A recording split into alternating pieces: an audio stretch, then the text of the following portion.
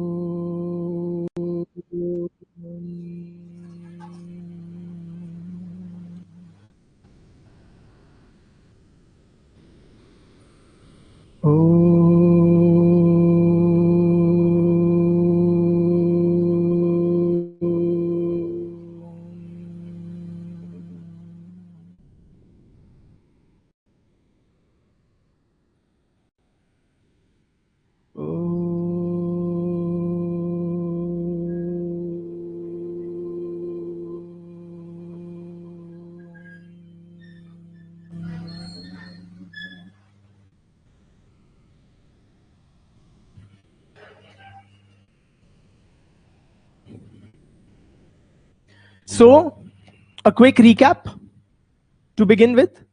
What all we had discussed yesterday, friends? Brother. Features of Indian society, wherein firstly we discussed why do we have a separate paper 2 and paper 1? Why don't, since sociology emerged much earlier in the West, why don't we use the same knowledge that Western scholars, same insights that they developed in to the analysis of society for understanding Indian society? And what did we come up with? Why?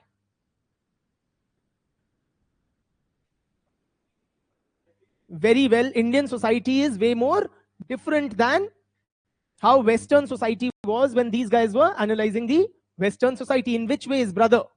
How is Indian society, brother? Different? Ideologies, elaborate.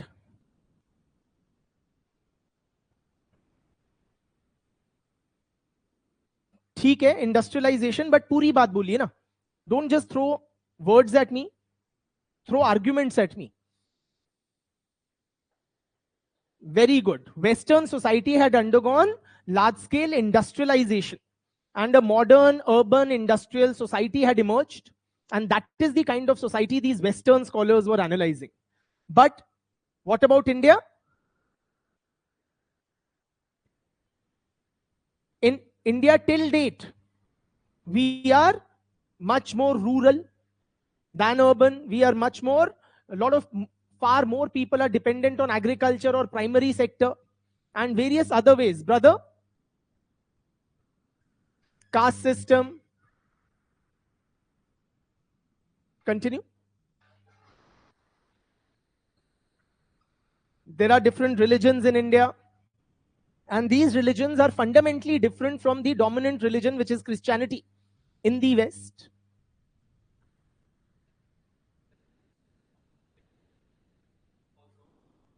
So technological progress which the West has witnessed or undergone, we have not. Absolutely. Okay? What else, brother? In white. So,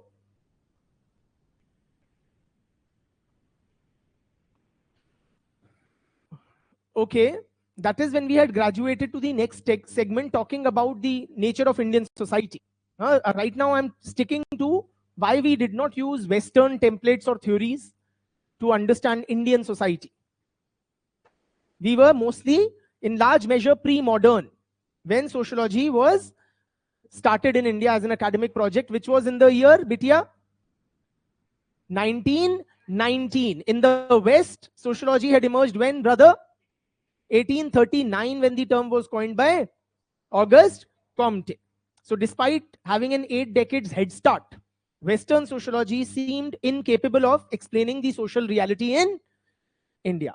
So did we reject completely Western sociological theories. Brother in white. No, okay. But you need to be more articulate, more, you'll have to explain it slightly better. Completely correct answer, but थोड़ा अधूरा लगता है. मैंने क्या पूछा आपसे? मैंने पूछा, did we completely reject Western theories and models? Very good. We have adapted them. Modified form में we have selectively applied them in the Indian context also, and we have not stopped at that. We have also developed, brother, native models.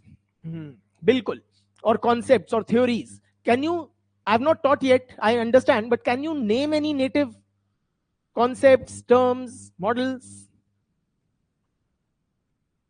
That's not native. That is only an adaptation of Western. Indian Marxism is not native entirely. It is an adaptation of the Western Marxist framework.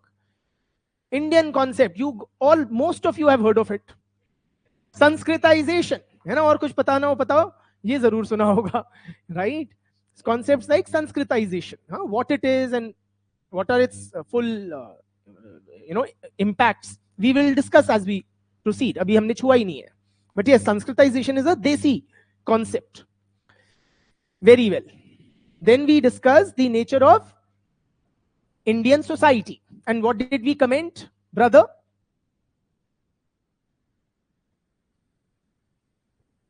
It is very diverse. It has diversities of, Bitya,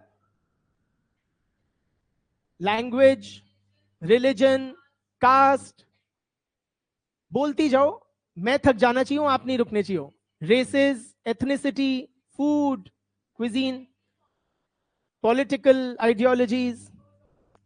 Goes on. Wonderful. Wonderful. Can you elaborate on some of these diversities, Bitya and Blue?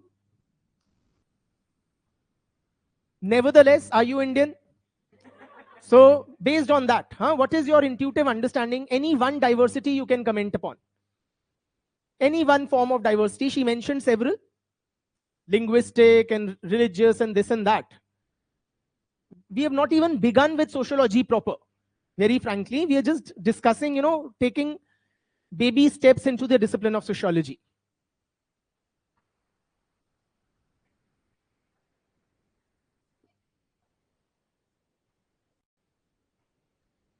Wonderful. Though there are constitutionally recognized or scheduled 22 languages, we have far many more, and every few kilometers, as she has very rightly pointed out, languages, dialects, idioms change. Wonderful. Brother. Yes. Brother in dark blue. Yes. Yeah. Comment on racial diversity in India. Racial diversity के ऊपर, we have different races like Aryans, Mongoloids, Dravidians, Proto-Australoid, Negrito. What is the spelling of Proto-Australoid? You guys somebody must have checked. AUSTR. A है, ठीक है, ALOID. ठीक है. We have various races, and there has also been admixture or mixing of races. Yes or no? Further contributing to racial diversity. Another pickup, Bitya, another diverse form of diversity. Yes. Religious diversity. Hindu, Muslim, Sikh, Isai. Yeah. Buddhists, Jains. No. No, so on. Continue. Delve further into this religious diversity. Parsians नहीं, Parsis. Parsis also called Zoroastrians. ठीक है, उनका religion, धर्म is called Zoroastrianism. Okay. Parsis.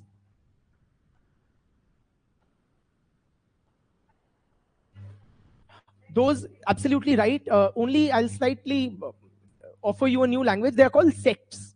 Those subgroupings within a religious community are called sects. SECTS. Okay, so there are various sects in various religions. Sects like Bitya, no, brother. Bitya has spoken. Yeah.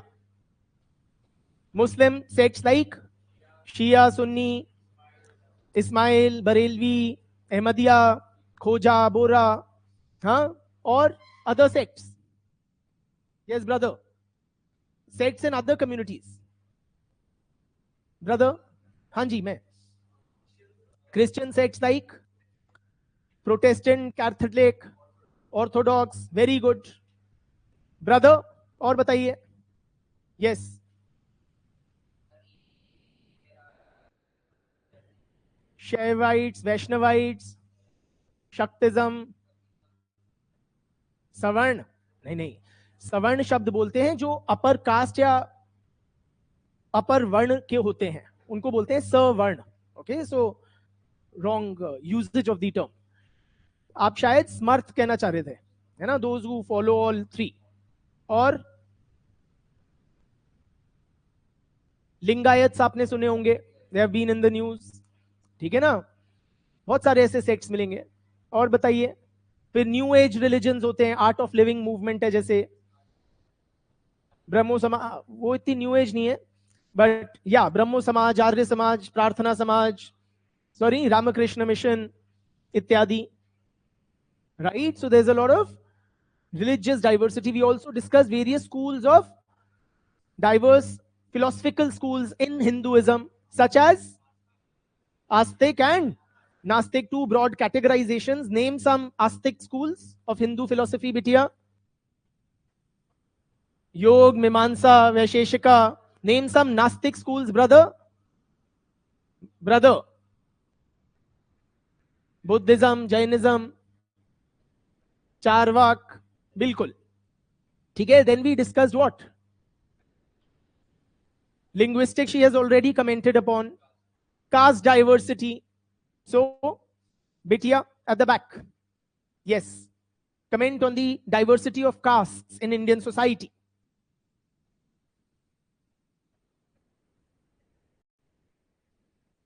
$1,100 castes. Sorry, that's an incorrect figure. Definitely more than that. Total castes. 1100 are, over 1100 are scheduled castes, which are only one of the caste categories, na?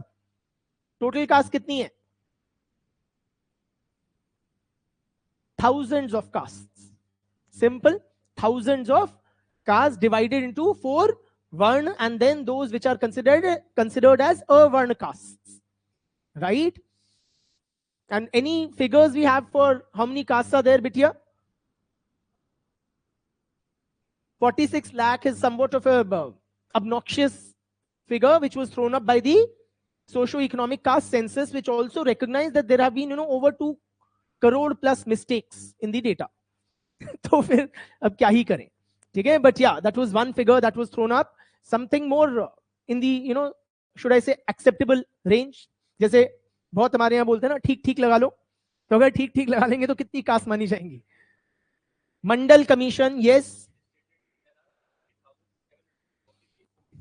very good. 3,743 castes were recognized as OBC.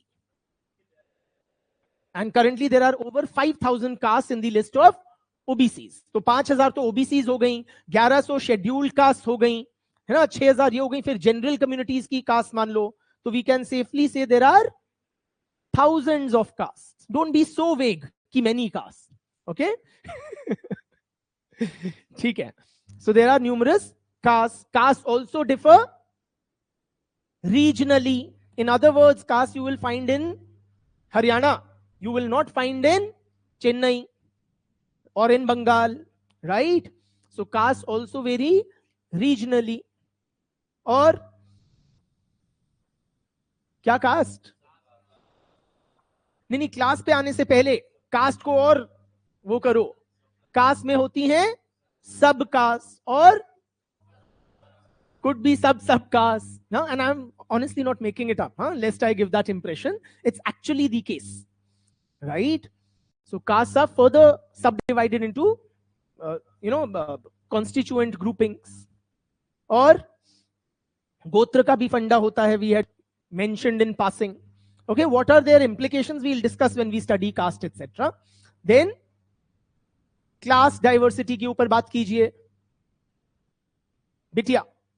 Yes.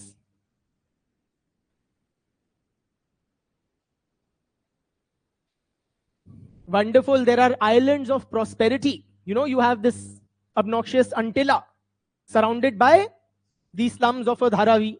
Absolutely. According to Forbes magazine, we have the third largest number of billionaires in the world, right? And we also have a very, very large middle class population, which is more than the total population of several European countries altogether, right? And we also see heart-wrenching poverty. Or huge middle class. I think you missed me there. I just mentioned that. But theek hai. Then there are further divisions. What other kinds of diversities did we or can we talk about? Bitya. Okay, diversity of political parties, political ideologies, or other diversities which have not been touched upon in this revision. Cuisines. She's like so dismissive. It's not too consequential, it seems to. I was reading a write-up by Shashi Tharoor. You know, he said India mein there are more than 300 ways of cooking the potato. You know? So, which is such an innocuous and everyday kind of a vegetable that just highlights, you know, the kind of diversity of living styles, eating preferences that people have. Brother, और क्या diversities हैं? No? Have we run out of diversities? We can run out of time, but not diversities in Indian society, friends. Yes. Dance forms. बताओ 2, 4, 5, 6, 8. हाँ? सतरिया, Bihu, Kathak, Bharatanatyam, garba, Kuchipudi, Kathakali. Music. कौन बताएगा music? Anybody with a taste for music? बताओ music के different forms थोड़े. Come on. Are we also deaf? Different forms. Some general commentary, yeah. Very, very broad categorization. He's saying classical music or pop music. Yeah. All right.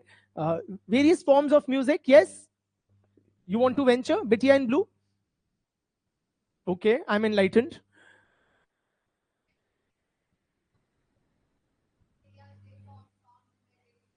And this is from which part of the country? Okay, any specific state you like to mention there? You hail from Karnataka? Janapad music it's called, which is what the farmers sing during harvest season or something. Very well. Some sort of folk songs perhaps. Huh? Very well. और बताइए. Ragini. अपने अपने प्रदेशों के बता दोगे ना, उसी से we will be able to capture the diversity of forms of music. Brother. सोहर होता है in UP. Yes, बिटिया. कजरी कहां होता है? UP, Bihar border regions. Birha from UP, Bihar region. Huh? Where? What else? FA. मतलब इंग्लिश में spell कर दो ना. FAAG. फाग. ओके. यूपी का, यूपी में ही 50 मिल जाएंगे आपको तो. UP so large, you know, in terms of population as well as geographical size. So all sorts of forms of music are there. Hindustani classical, Carnatic music, or attire, or sari ke. You know, sari has so many ways in which it can be draped.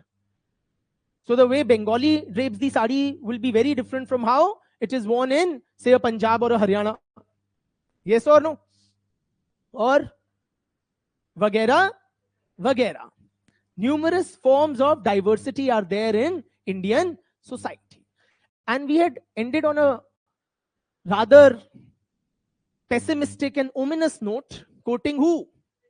That God-forsaken British Prime Minister, Sri Winston Churchill, who had commented kya? Yes, brother Mohan Pyare.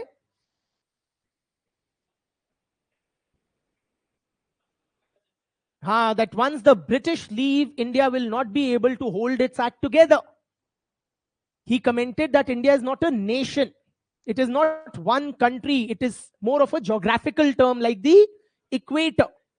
He says India is no more a country than the equator is, which I find so condescending and so derogatory, very frankly. Right? And many such people, they predicted that India will get divided due to these numerous divisions, due to incessant conflict. So once the British, who are artificially holding these diverse people together, once they leave, these people will be at each other's throats, scrambling or fighting over scarce resources, resulting in the balkanization of the country. Did you spare a thought on this?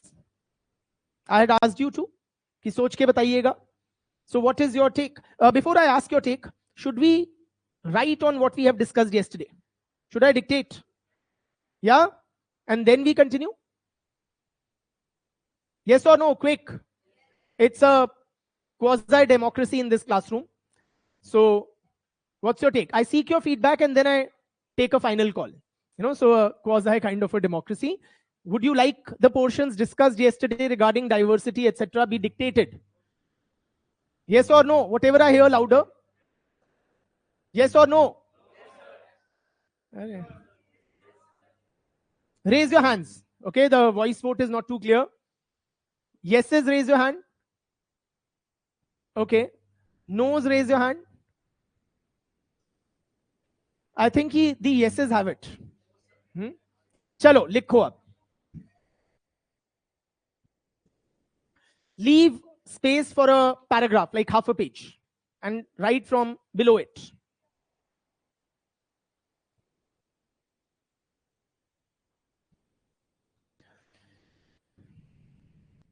Leave space half a page for what I'll be dictating later. Okay, and start like after a blank half page. Indian society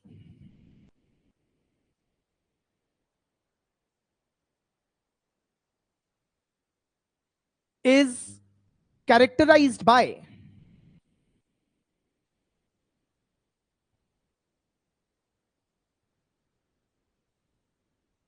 numerous diversities.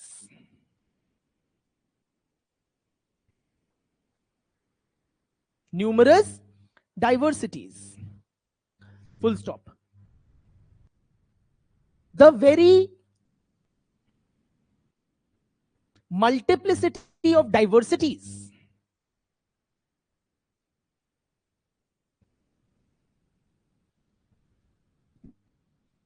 can be truly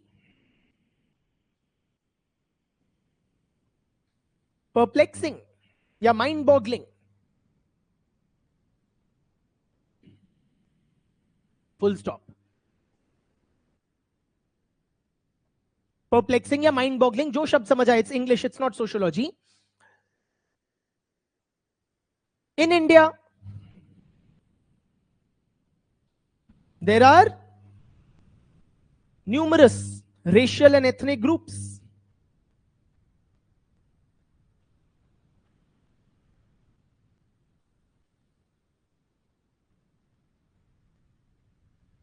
Multiple languages.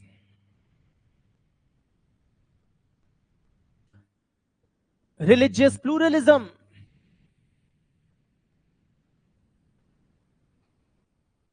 Hundreds of tribes.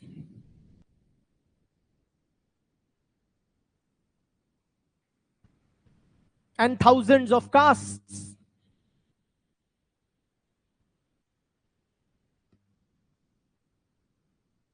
Full stop. In Indian society, there are diverse forms of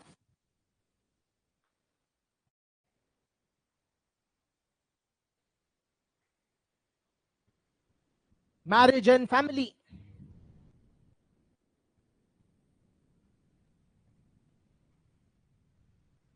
styles of music, dance, drama,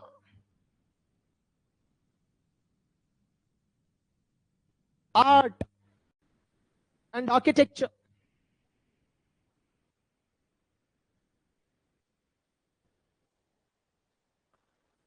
Full stop. In India, we come across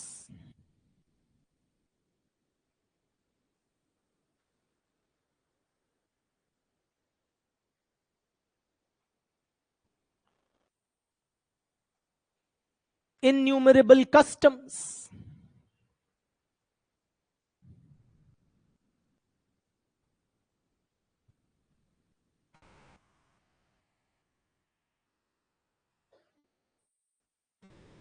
a wide range of faiths, faith, F-A-I-T-H-S, faiths,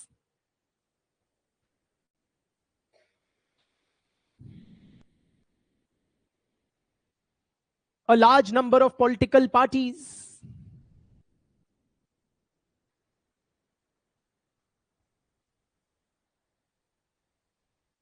and regional histories. And regional histories. Full stop. Little wonder then that India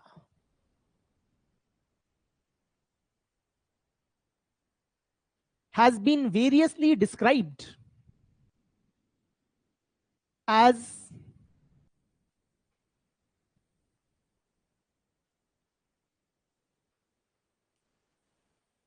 a subcontinent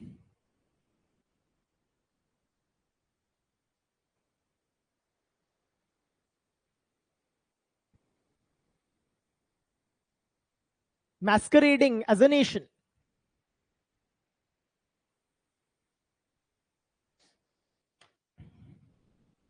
As a nation. A subcontinent masquerading as a nation.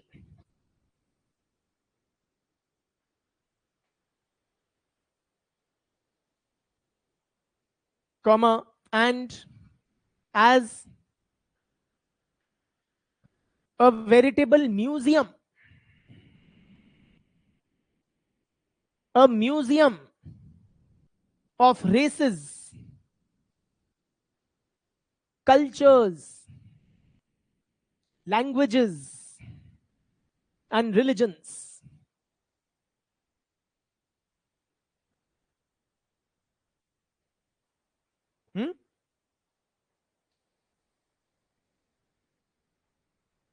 To further simplify, masquerading is an English word, not a sociological term. It simply means, behrupiya ya bhes badal ke. A subcontinent which is trying to pass off for a nation, or which is pretending to be a nation. That is what it implies. That we are really a subcontinent and we are projecting ourselves as if we are a nation.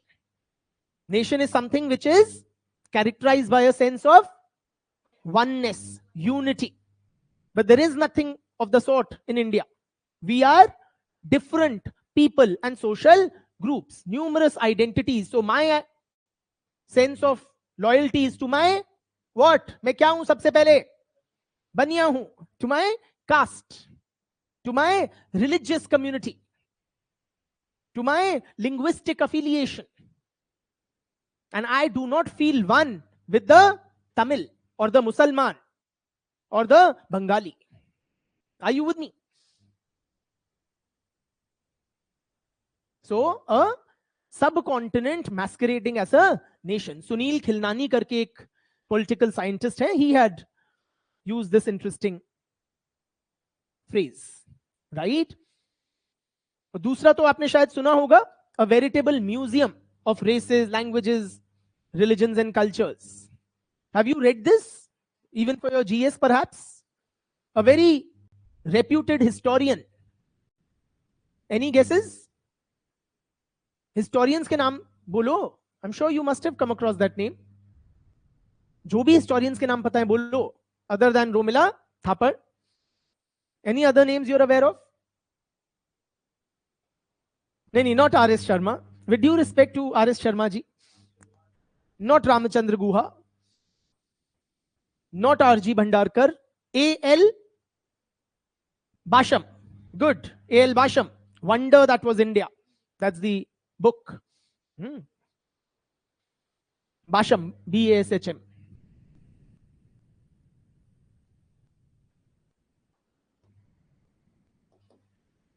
और ये masquerading, subcontinent masquerading as a nation was Sunil Khilnani.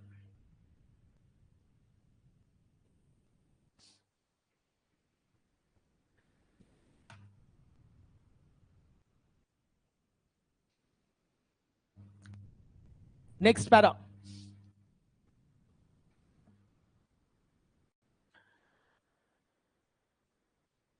It's not necessary from the exam point of view to remember these names. There will be several names you will have to remember in any case as we proceed, right? Topic wise. So preserve your limited bandwidth and energies for those, perhaps. Next para.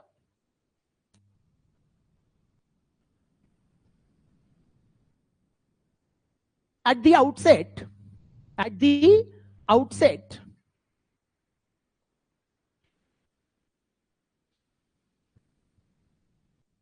a foreigner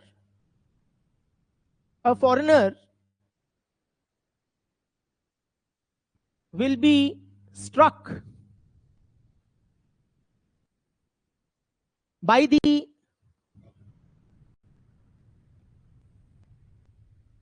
remarkable racial diversity in India.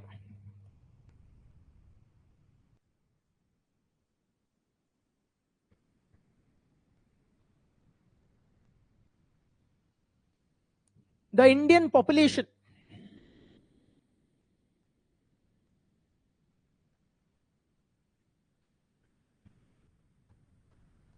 belongs to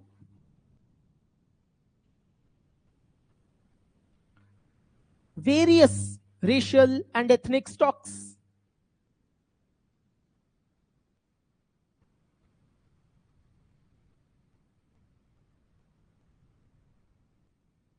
Including, I repeat, the Indian population belongs to diverse racial and ethnic stocks, including Aryans, Dravidians,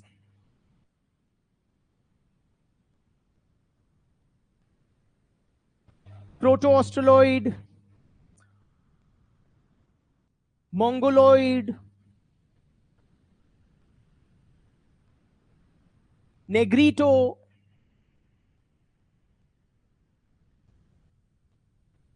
and many which are an outcome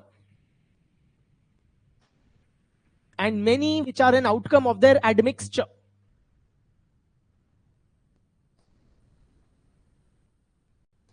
Admixture simply meaning mixing of races, unka milan. Full stop.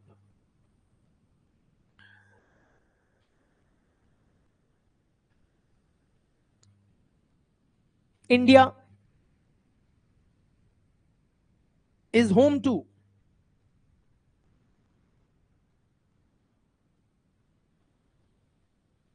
numerous faiths.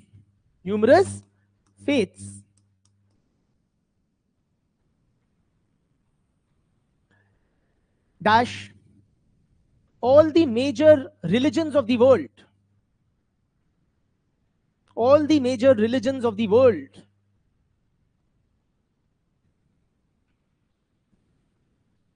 Have a substantial following in India.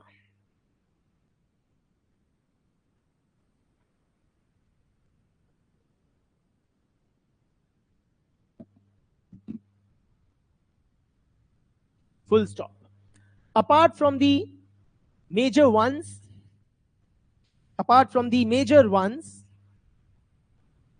like Hinduism, Islam and Christianity.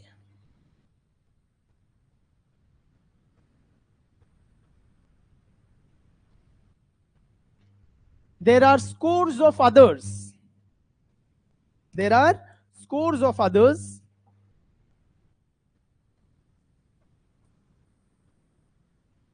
with fewer members, but still an important part of India's social and cultural fabric.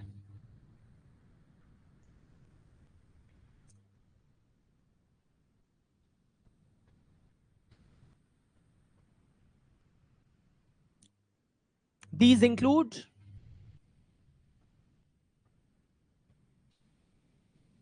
Buddhists, Jains, Sikhs, Parsis, Jews,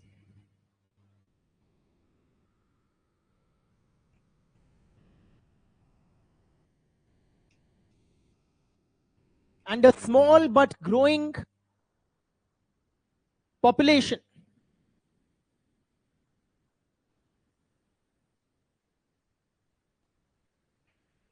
of atheists and rationalists. And a small but growing population of atheists and rationalists. Full stop. Then there are numerous tribal, religious beliefs and rituals,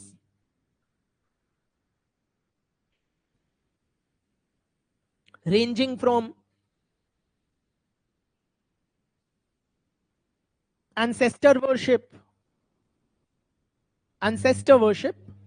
to nature worship,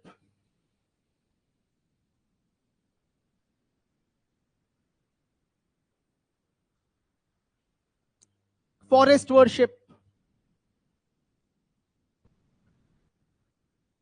spirit worship,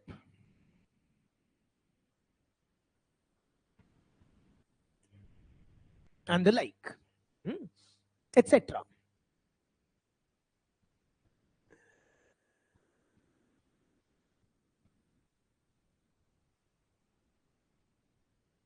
Various religious communities. V capital करो ना बेटे, नया sentence है तो. Various religious communities, particularly the bigger ones,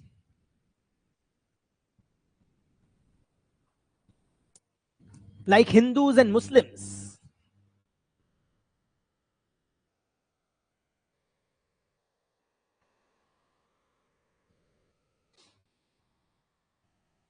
are divided into numerous sects. Numerous sects.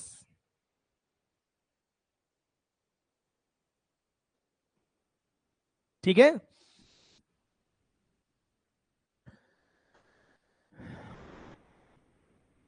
Next क्या बात करें? Languages. There are hundreds of languages.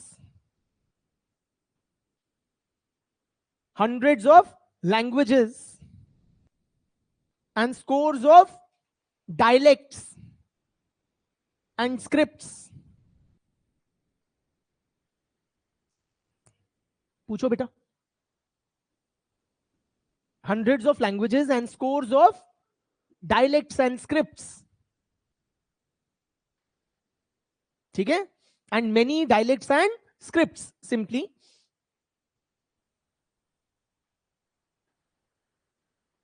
That make India's social landscape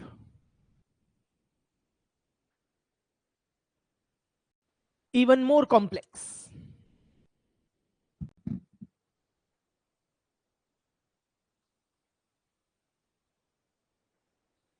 India's social landscape even more complex.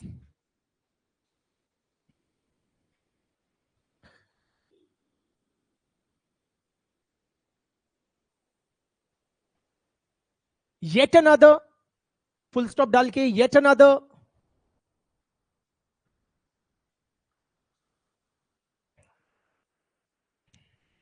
mystifying phenomena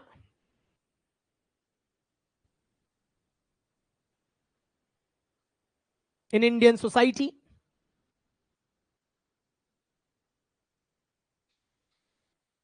is the multiplicity of castes. Multiplicity of castes.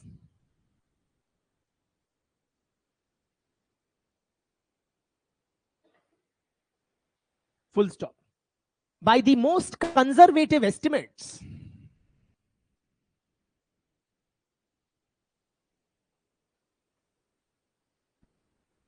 there are thousands of castes.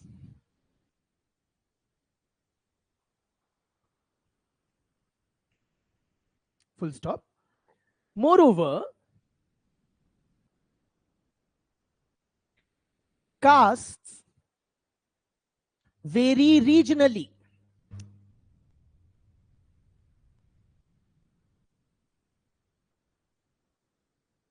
Full stop. So, the castes one will find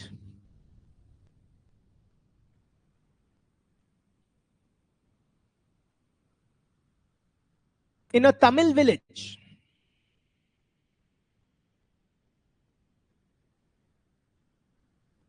so the caste one will find in a Tamil village will be different from the castes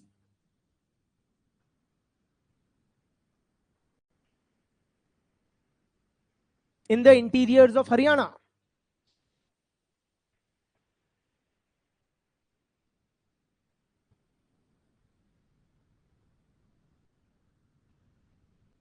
Full stop.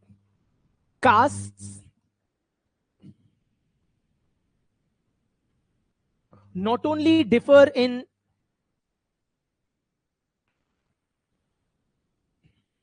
nomenclature, सिर्फ नाम अलग नहीं है कि दिल्ली में बनिया है और महाराष्ट्र में महाजन है. Castes differ not only in terms of nomenclature, but also in terms of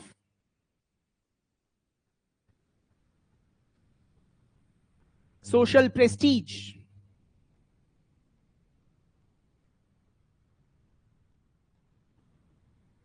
and power.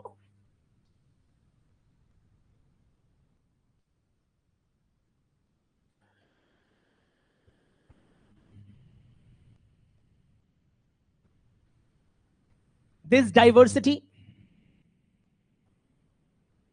on the axis of, sorry, these diversities on the axis of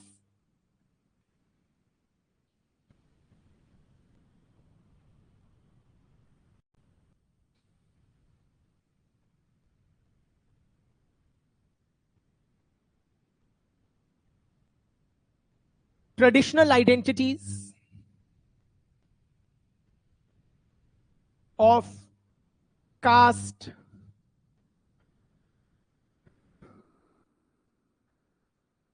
religion, ethnic and linguistic community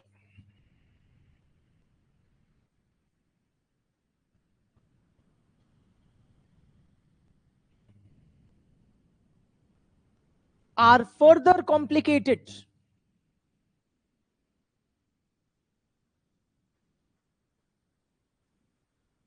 when they are superimposed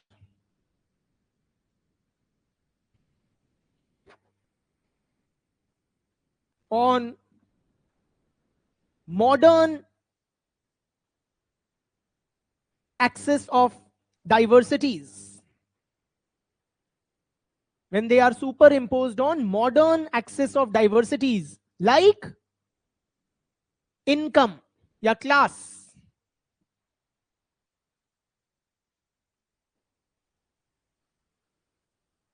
occupation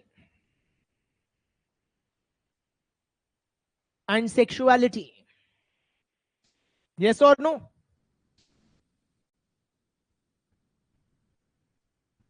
क्या लिखा है sentence? Just read it out for me.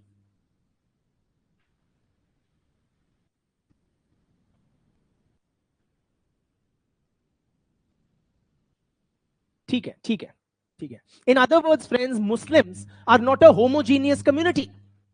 Amongst Muslims, you have very rich Muslims and poor Muslims. Are you with me?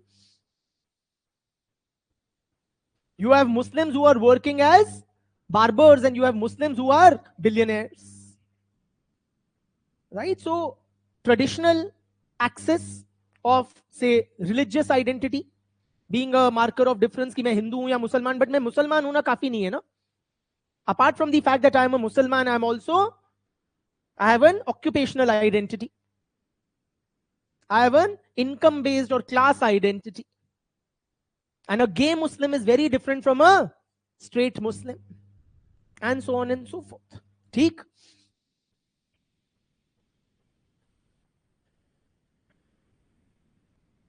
Full stop. There are important regional variations in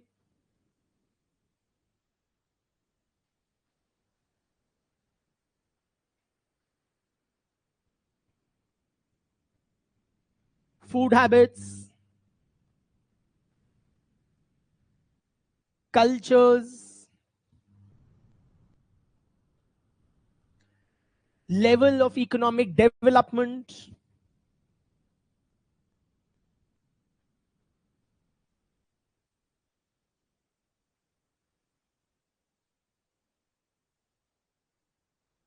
and political organization. Political organization in the sense, friends, different regions of the country have different political dynamics. BJP, which is so strong and dominant in, say, Haryana or nowadays UP, it is a non-entity or has been a non-starter in a Tamil Nadu. TMC, which has a very strong stranglehold over the politics of Bengal, has zero presence or relevance much of the areas outside of Bengal, except for pockets here and there. Are you with me? So our politics is also very fractured and diverse. Clear? Next para. Multiple social identities.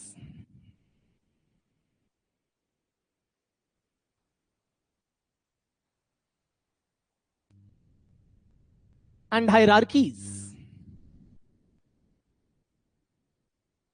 have been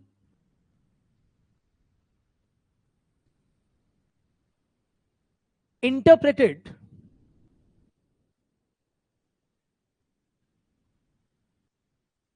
as a sign of danger for Indian society.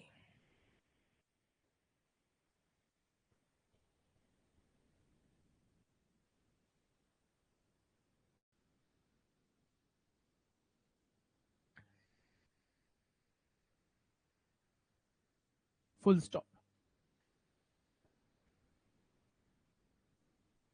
These multiplicity of social groups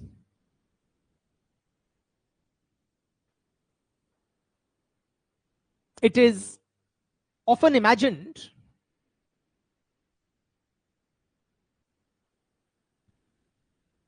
will be in a perpetual state of conflict.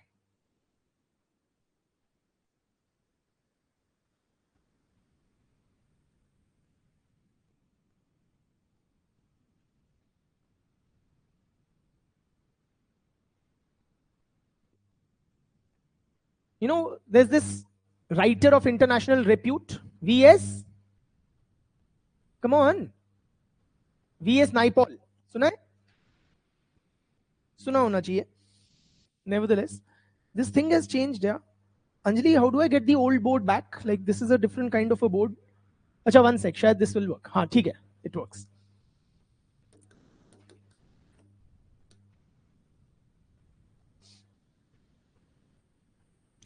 You know, he termed it a million mutinies.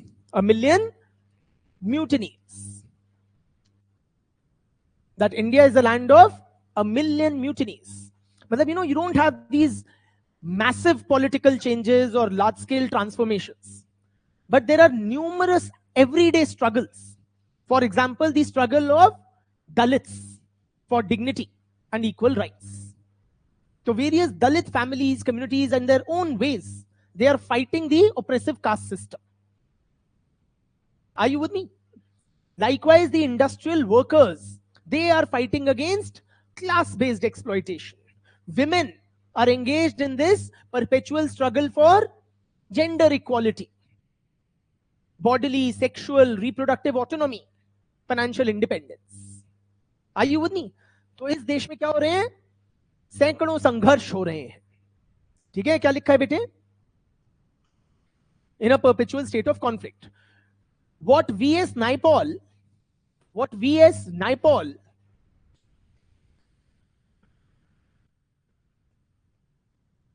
termed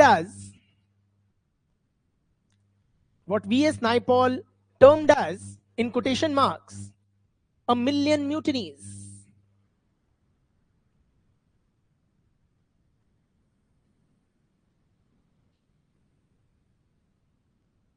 Full stop.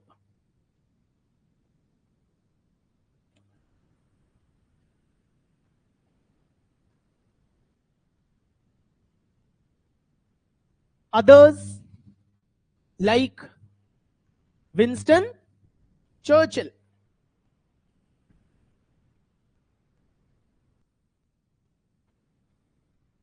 prophesied, yani predicted, the balkanization of India.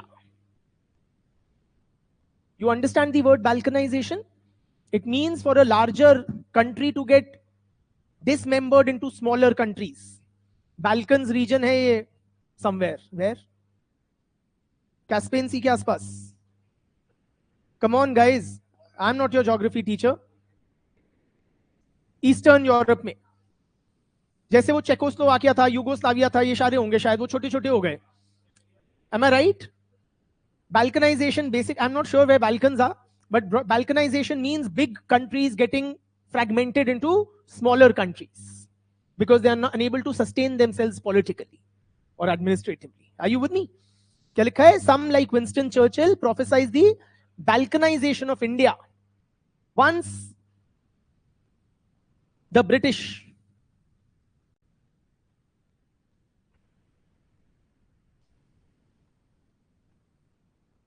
exited the country.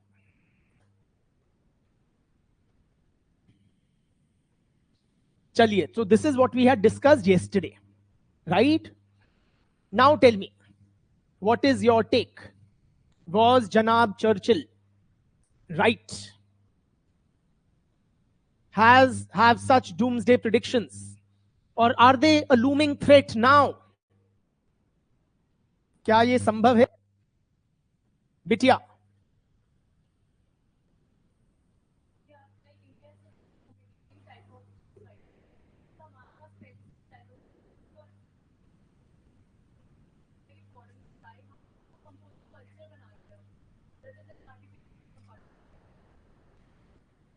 So you are saying that the British, in their assessment, were wrong. People like Churchill were clearly wrong. We are quite used to diversity. Brother.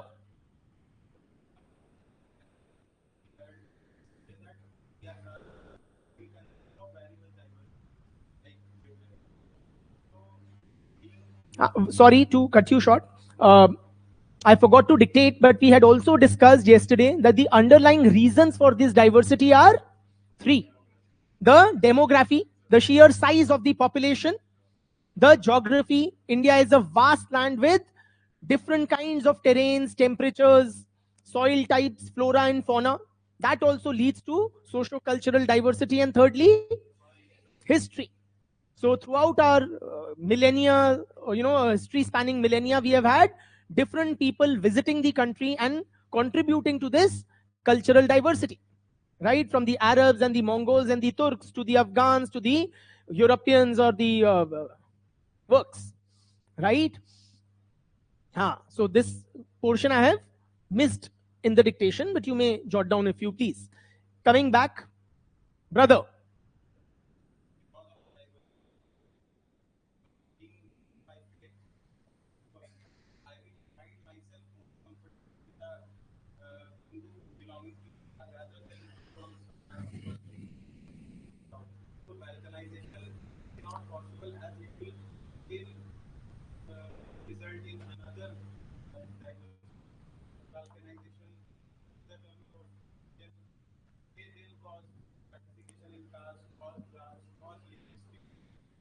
So if I were to paraphrase what he has said or repeat it, he's saying, as a Muslim from Bihar, I feel more affinity with a Hindu from Bihar than from, say, a Muslim from XYZ, Jammu and Kashmir or South India, right?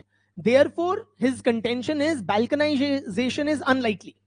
Balkanization, say, along religious lines is unlikely, because a Muslim, Muslim, there's no pan-India Muslim identity. But that makes me wonder, then isn't balkanization even more likely? Given that the Bihari Muslim feels one with the Bihari Hindu and the Bihari Sikh. So Bihar will develop its own strong Bihari identity, which will stand in stark contrast to the Odia identity and to the Punjabi and the Bengali identity. That seems like a looming threat. Brother, Churchill might not be entirely wrong.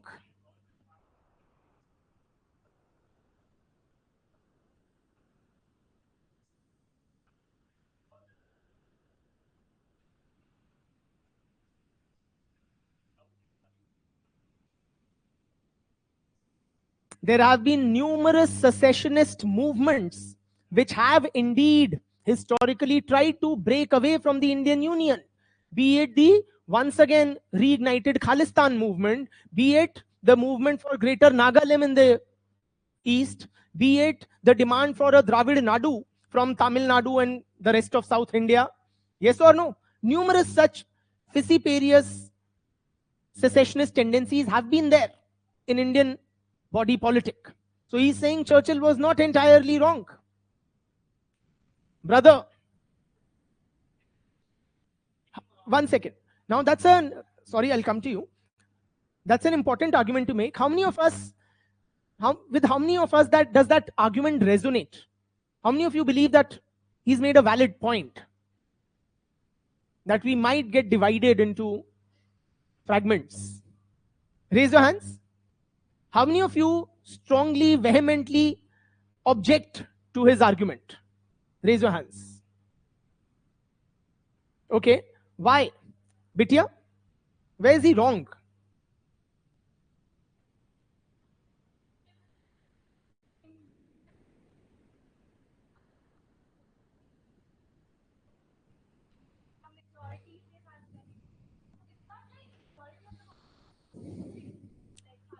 She's saying even, from those movements, for example, if you take the Khalistan movement, it's not that the majority Sikh population sides with the Khalistanis. Majority, they have a sense of oneness and belonging to the Indian nation, at one with the Hindus and the Muslims, at one with the other linguistic groups and communities, right? So whether it is the Azad Kashmir terrorists, whether it is the Khalistanis, whether it is the Bodo insurgents, whether it was the now defunct Dravid Nadu movement, all of these have been A, taken care of to a large extent, B, they have not received popular support, even from their respective constituencies on behalf of which they claim to speak. Brother,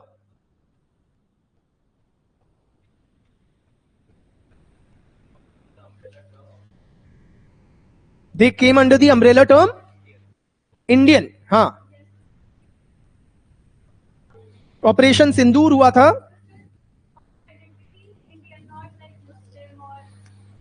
So we were not then divided into Hindu, Muslim or something during Operation Sindoor and many more. Bitya, raise your hand. Brother. Churchill was definitely wrong. Nothing needs to be now said. History has proved Churchill wrong. It's been a good 7 decades since the British left, packed their bags, and we are here to stay.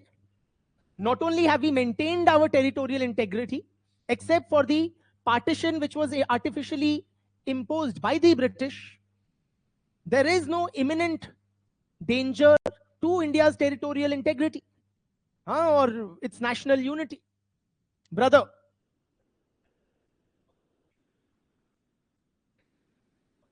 diversity is problematic. It would have been perhaps better, you are saying, if we were all speaking the same language or worshipping the same gods. Okay, he's saying, sir, don't twist my words. I'm not saying that.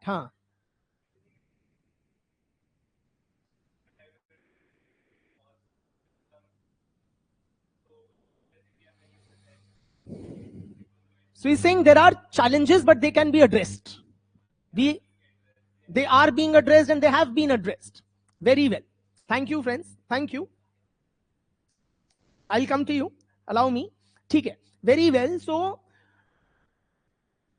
we can definitely perhaps agree upon that history seems to have proved Churchill wrong. There has been no immediate balkanization of India. And India's territorial and national integrity has been preserved, maintained, and enhanced. Scary. What's to be done? Koi kuch karo? No, but then students will not be, online students won't be. Let's hope for sanity to resume. Online students, am I audible? Rahul is saying they didn't want to leave India. That's why he said that. Yes. Churchill was just giving excuses for colonial rule in India.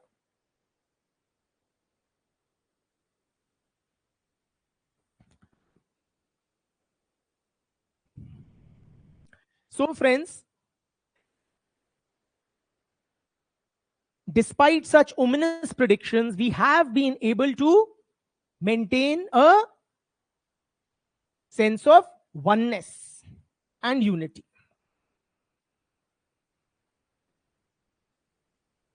So Indian society, the story, the understanding, the analysis of Indian society is not just about multiplicity of identities and heterogeneity.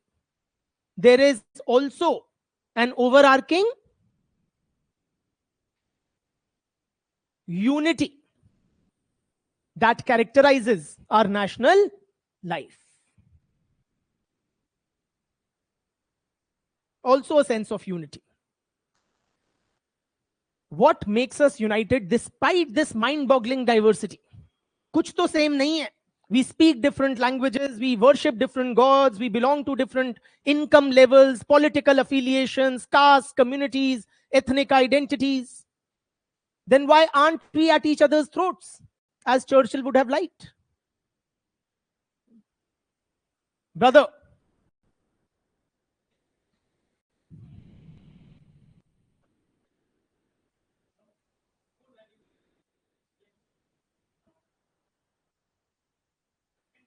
क्या same है बताओ, क्या आप कह रहे हो? Core values, बड़ा loaded word you have used. Values are same, he's saying. What are those same values that we have, irrespective whether we are Hindu, Muslim, Sikh, Isai, Haryanvi, Odia?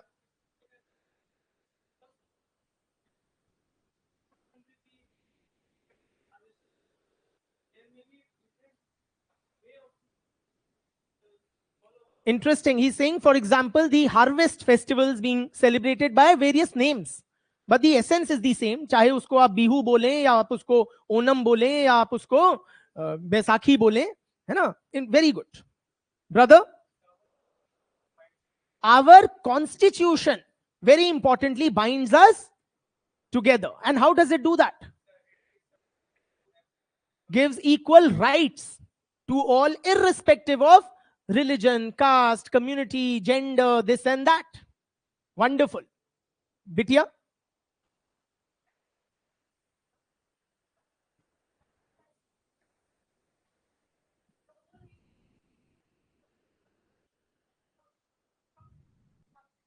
So the freedom struggle, which was a collective joint effort of different communities and social groups to drive out the British, that is what unites us. Or shared history. You know, one line of thinking or argument is that even if we say that these diverse communities and social groups have been united, a good chunk of the credit for the same goes to the British. Thanks to colonial rule, these diverse communities have been woven together, be it due to their common opposition to the colonial rule in the freedom struggle, or be it the, the rule of law, the ideals of equality, etc., that the modern ideals that the British fostered and perpetuated, or it could be mechanisms like the Indian civil services. Are you with me? But all of these, or the Indian railways that connected the length and breadth of the country, all of these are, or the modern, the printing press, which helped the, inculcate and spread nationalistic feeling amongst the people. Are you with me? All of these are a bane of the British. So, unity that we see, it is a relatively new, or should we say modern day phenomena. Colonial rule united us. Colonial rule united us. And then this project of unification of these diverse communities was taken to its logical conclusion by the national leadership after independence, preeminently Sardar Patel. So when the British left, India still was divided into numerous princely states, apart from the British administered India. 500 plus, which is 500 plus. So 500 plus princely states were there, and they were woven together into a single political administrative unit or a country called India, thanks to the efforts of Sardar Patel. Chacha Nehru took up the onus of integration of Jammu and Kashmir, and see where we landed. Never mind. But so the national leadership broadly, through this single constitutional framework with equal rights and laws, through the integration of princely states, they completed the project of national unification. What's your take? Can we agree on this line of argument? Do you agree with this argument that I just made? Unity in India is a modern day phenomena, an outcome of colonial rule. Many of the things the British did, like introducing railways, post and telegraph, modern education system, which led to the development of a middle class, which fostered nationalism, printing press, civil services, rule of law, all of these together, and the anti-colonial sentiment, all of these together resulted in the development of a sense of unity amongst these diverse castes, different religious communities, linguistic groups, and so on and so forth. And then Chacha Nehru and Sardar Patel, they finished the project. That is why, since Patel is credited, we have the Statue of Unity dedicated in the memory of Patel. Here, do you agree? Yes or no? Yes or no? I need it to be more clear. Do you agree or not? Yes or no? Yes or no? No. Please appreciate, friends. This is a very, very specious and farcical kind of an argument. Superficially, it may seem very convincing, very cogent. But if you dive deep down, you will see the hollowness of this argument. There are some, so unity in India predates colonial rule. Predates colonial rule. Since ages. Since ages. And the roots. What are the basic reasons why we have unity? What are those different forms of unity? I will discuss. But what are the basic reasons that make us one? Bitya?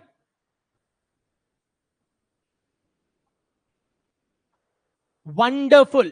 It is the geography.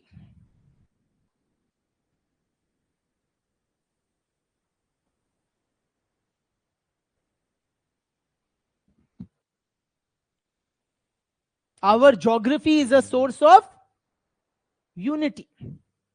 Odd, seemingly, that we had termed the geography as a source of diversity, but this geography is also very much a source of oneness and unity. India is a contiguous landmass, friends. Yani it is one unbroken parcel of land, large mass of land without any break. Yes or no?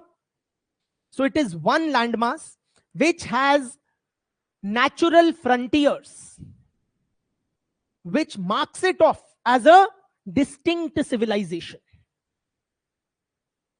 Country या nation नहीं बोल रहा हूं, civilization.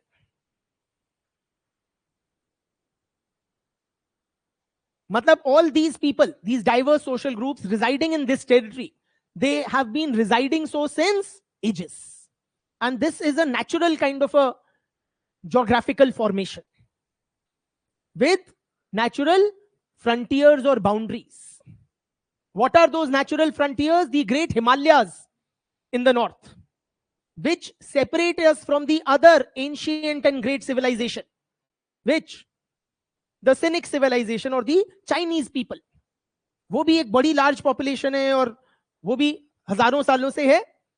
But the great Himalayas have served as a natural barrier between the Indian people and the Chinese people. And in the south, we have the seven seas or the Indian Ocean. Are you with me? And then in the east, we have the Brahmaputra, and the west, we have the Indus. These two mighty or great river systems and the ocean and the mountain range, they serve as the natural frontiers of India. Are you with me? So that contiguous landmass, that shared destiny because of a common geography, because of being cut off from the rest of the world. Moreover, this geography, or what is the nature of Indian geography? Is it like broadly pro-life or makes life difficult? Very pro-life. This land is fertile, well drained, so that it can support a large population. Are you with me? You have systems of perennial rivers. You have natural phenomena like the monsoons, which are nearly pan-India. So the farmer in Punjab looks forward to the announcement of the arrival of monsoons in Kerala. That gives you a sense of unity. कि केरल आ गया, अब इतने दिन में पंजाब भी आ जाएगा. Are you with me?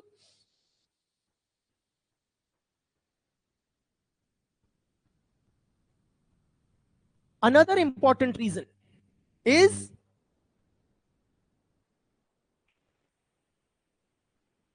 like as elementary as geography. Our history, which we had commented has been a source of diversity, has also been a source of unity.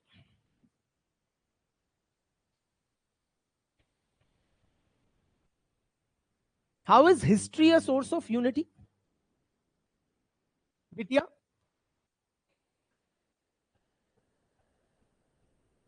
There were many great rulers like Ashok, like Akbar, who ruled pan India or nearly pan India over very large empires. Or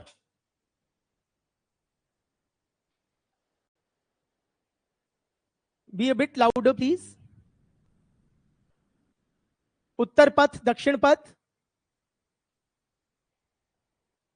the GT road, huh? Very well. So you're saying that they, in their own ways, if not the modern railways, they had the GT Karnal road, right? Or the GT road, which kind of were built by these rulers in different points in history. You know, India has been importantly, not just, we have had a continuous and unbroken civilizational record for the past more than 5,000 years, friends. Continuous and unbroken civilizational record, which is a feat in itself.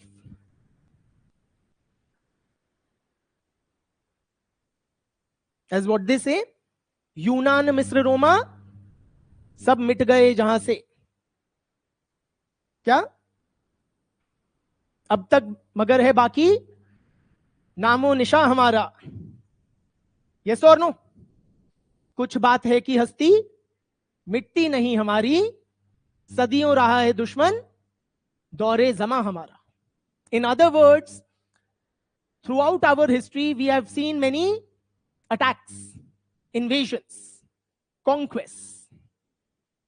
First, a literal translation. Yunan Misr. How many of you don't understand this bhasha? Okay.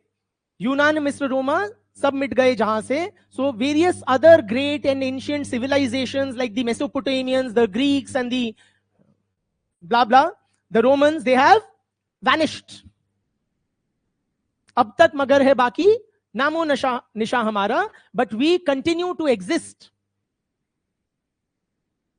कुछ बात है कि हस्ती मिटती नहीं हमारी. There is something about the Indic civilization. सदियों रहा है दुश्मन दौरे जमा हमारा, despite us having to face numerous enemies and conquerors and invaders.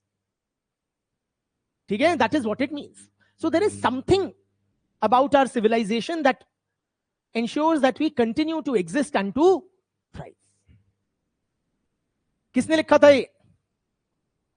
हाँ, मौलाना नहीं बोलते थे उनको, अल्लम इकबाल. बिल्कुल, इकबाल थे जो, जिन्होंने वो लिखा था तुम्हारा सारे जहां से अच्छा हिंदू सिता हमारा. ठीक है? बाद में ही became one of the chief ideologues of the Pakistan movement. Beauty. Nevertheless, so point is, friends, throughout, we have had an unbroken civilizational record. Different people, different cultures, different religions, different ethnic groups, they have come to India.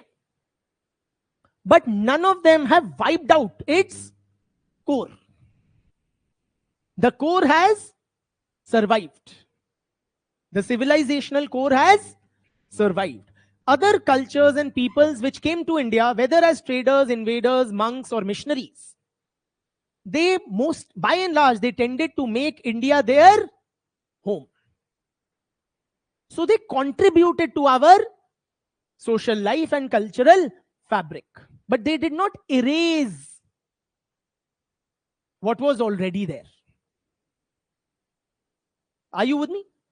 So there is that underlying thread of unity that continues, that civilizational core which continues to bind these diverse, seemingly diverse peoples. Are you with me? And like was rightly pointed out by Bithia, there have been numerous rulers in Indian history who have tried to forge a pan-India kind of a, single or centralized rule. Theek? Now, in which ways is this unity expressed? What keeps us united, friends? History and geography are the base reasons, but in which ways do you see the expression of this unity? What is that core Ashish is asking? We are building towards it. क्या national identity of being an Indian? तो वो क्या है? क्या है ये Indian identity? Yes, what keeps us united, friends? Come on.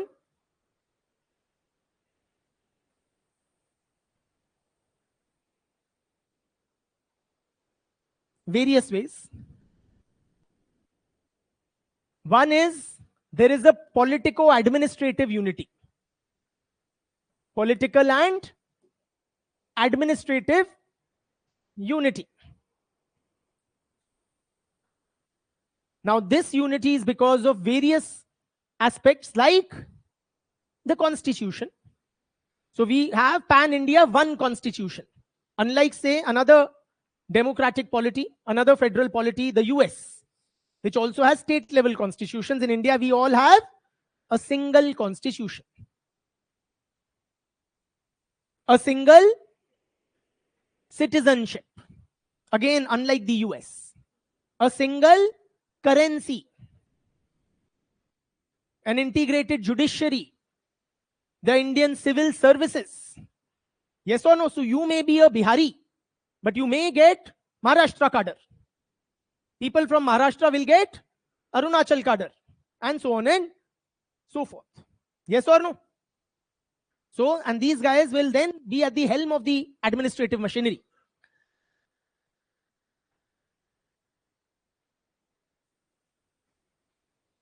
Apart from the constitution, and of course the equal rights, irrespective of which religion, caste, community to which you belong, which are again accorded to us by the constitutional and legal framework.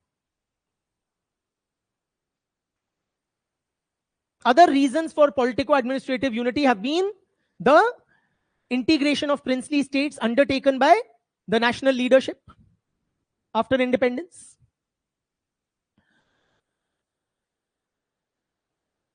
Another reason has been the common anti-colonial struggle that created a sense of oneness. Yes or no?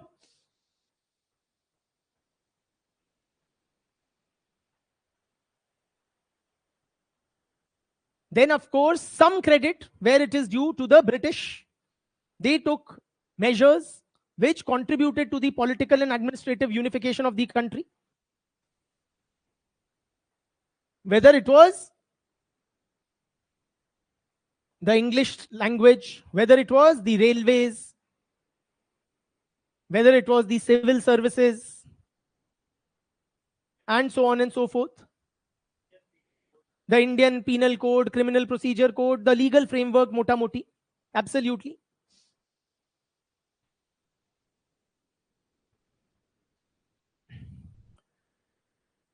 But friends, please appreciate, we do not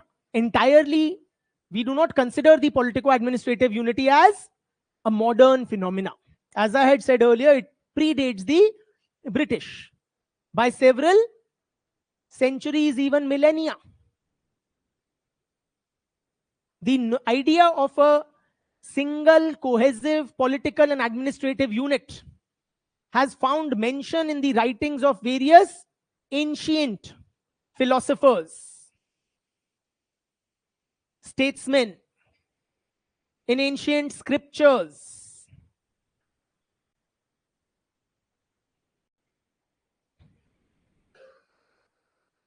For example, friends, in the ancient Hindu tradition and scriptures, you will find mention of various yagya, which were prescribed for political suzerainty. over large, vast tracts of land.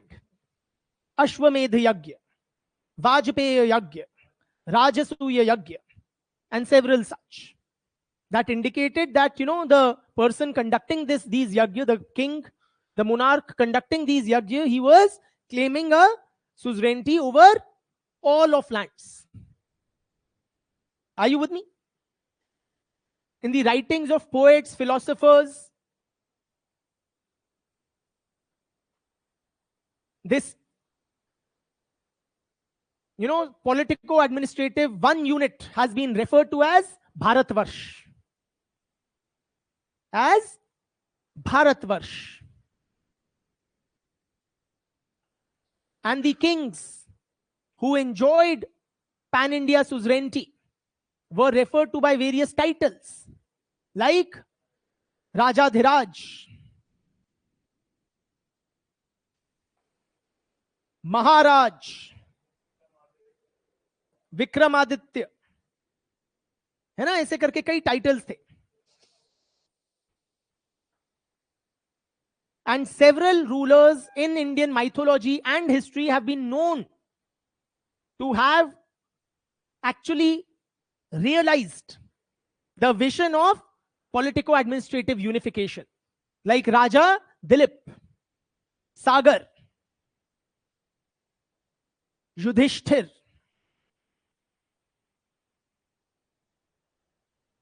if that does not satisfy your this thing, because they seem to be more mythological than historical, several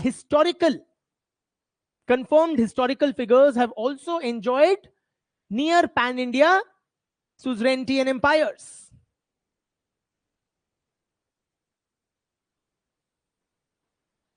Like Ashok, Chandragupta, Samudragupta,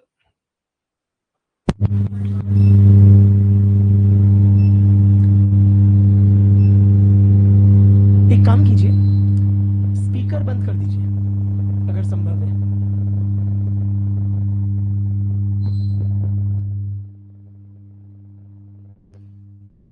Hello, online students, please confirm if you can hear me. Online students, कर दीजिए चालू.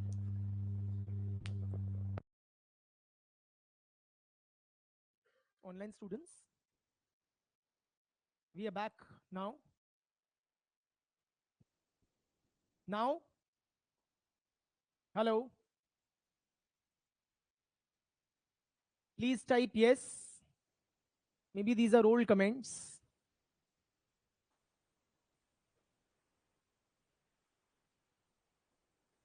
Have you reduced the volume? I'm audible. Acha, thank you. So, even, medieval era, the much maligned Alauddin Khilji, Akbar, yes or no? They enjoyed very, very vast empires. Aurangzeb, Marathas, absolutely. The Rajputs were never that big or never that vast. They never enjoyed that vast. Marathas surely did. Mughals did. Guptas did. Mauryas did. Nevertheless, so point is, friends, the idea of political and administrative unification is not modern or post-colonial rule. It has a much longer history, or definitely a pre-colonial history in India. Okay? Another reason for unity is, think counterintuitively, religion. क्या बात कर रहे हैं हम? How can religion be a source of unity? It seems to be one of the most divisive forces. How does religion unite us? Friends, 80% of us are Hindu, united by our common Hindu identity, and BJP loves it. Yes or no? That's quite another matter that a political party will try to reap political capital out of it. But the fact of the matter is that a very large chunk of the population follow the same faith. But then we had said that Hindus are not united because they are divided into various, there are numerous gods, philosophies, etc. But please appreciate, friends, despite that despite that heterogeneity within Hinduism, there is a very strong sense of oneness based on the Hindu identity. How is that? For example, friends, in Hinduism, pan-India, there are numerous important deities, gods and goddesses. For example, Lord Krishna, is he and his exploits celebrated only in UP? क्या वो मथुरा और वृंदावन के भगवान है? नहीं. Or is the celebration of Ganesh ji confined to Maharashtra or Hanuman ji to Karnataka? Absolutely not. These are pan-India deities, celebrated, worshipped and revered by Hindus throughout the length and breadth of the country. Yes or no?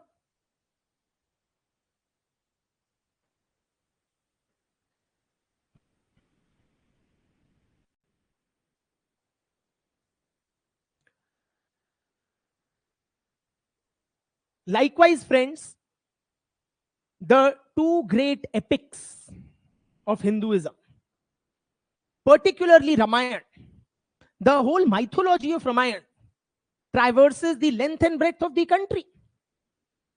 Ram ji Ayodhya से चले और रामेश्वरम तक पहुंचे. Yes or no? And spent significant years of his life in different places. Are you with me? That mythology unites us. So is this Ramayana, is it only celebrated by the Valmiki Samaj? Of course not. Or where was Valmiki ji born? I don't even know. जहां के भी थे, क्या उसी जगह की है क्या रामायण? कतई not. We don't know and we don't care. Yes or no? Because Ramayana belongs to all Hindus. Mahabharata is enjoyed by and learned from by all Hindus. The exploits of Lord Krishna. इसी तरह भगवान Shiv, the worship of the or the cult of Devi, you know, the divine in the feminine form, is pan-India. Yes or no? इसीलिए इसी तरह से please appreciate, friends, India has a sacred geography. Sacred geography. So the numerous pilgrimage centers, holy places, sacred spots, holy rivers and mountains, they are important for who? All Hindus. भैया गंगा जल का पानी जो पवित्र करने की पोटेंशियल रखता है, is that only for the people of UP and Bihar where the Ganga flows? Absolutely not. So people from Tamil Nadu, from Karnataka will visit the Ganga, collect that holy water in that white, yes or no, plastic bottle and treat it, consider it as sacred.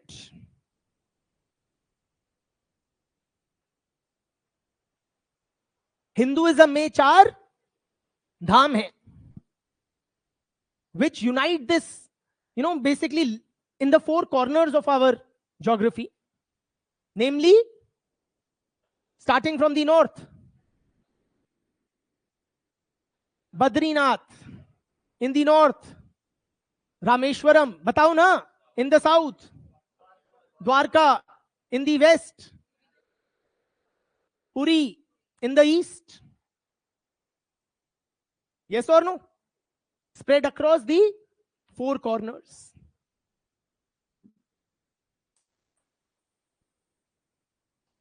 और 80% population क्या है? हिंदू है.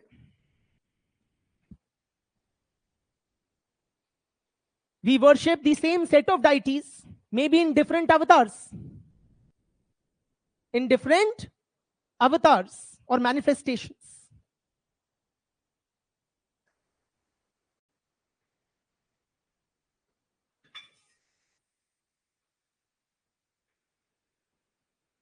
Once I went to Vishakhapatnam, okay, and I went with my mother, and we went to a temple there.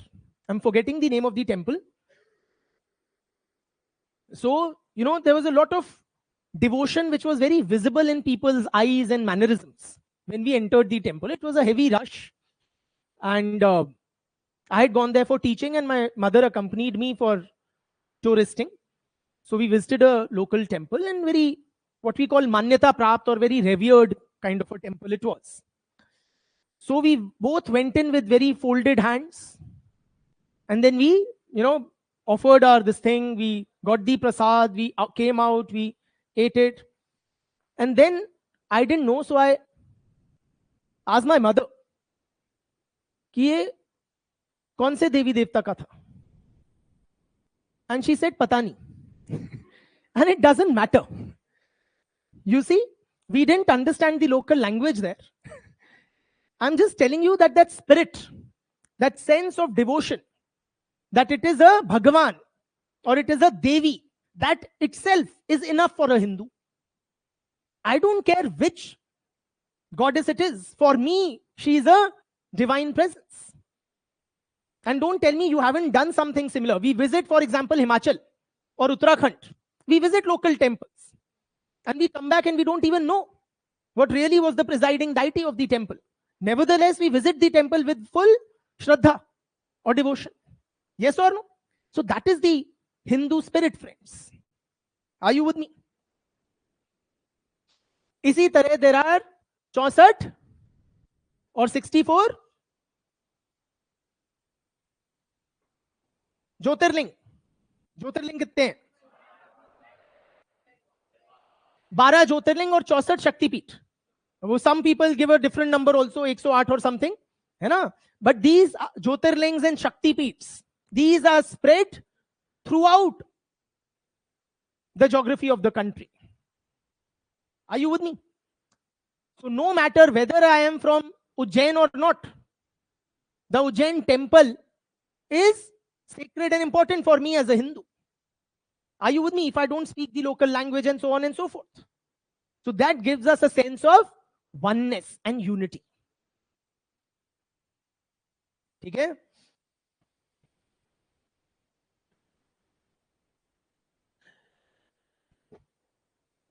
Now tell me, friends,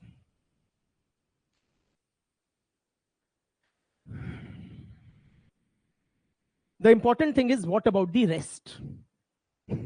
We've talked about 80% of the population, but what about the important, huge, non-Hindu population? So please appreciate, friends, this sense of religious oneness or unity is not confined to the Hindus alone. It permeates outside the bounds of Hinduism. To give you a sense, religions can broadly be classified into 2 types. Wonderful. Namely, नहीं, what a theoretical distinction, polytheistic और ये सब. अरे नहीं, Hindus, non-Hindus नहीं, आस्तिक, नास्तिक नहीं. अच्छा, by the way, as regards the multiplicity of religious philosophies, as far as the common man is concerned, we don't know. And therefore, it doesn't affect our daily life. Yes or no? आपको बड़ा पता है मीमांसा ये है या वो है. पढ़ लिख के लिए 2 लाइन you will रट लो for the exam purpose. But it does not affect your religious orientation, your worldview, your daily life. Yes or no? So वो किताबी चीज है as far as contemporary religious life is concerned. Where was I? 2 types of what are called as the dharmic religions or the Indic religions and the Abrahamic. Other क्या होता है? Abrahamic religions.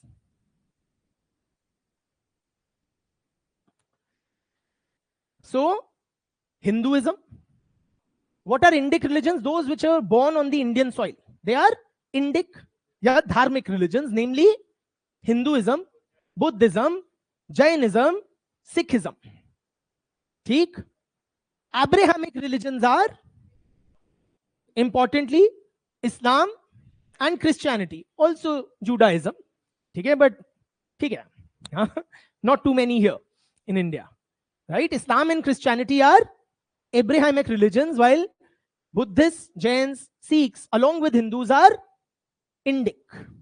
They were born on the Indian soil and outside of India.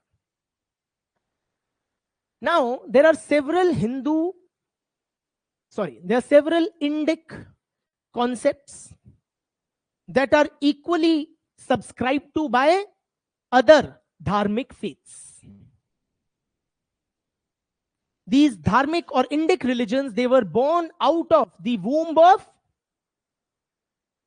Hinduism. And they have not severed all their ties with the parent religion. Are you with me? So there remain things in common between Hinduism and the other Indic faiths.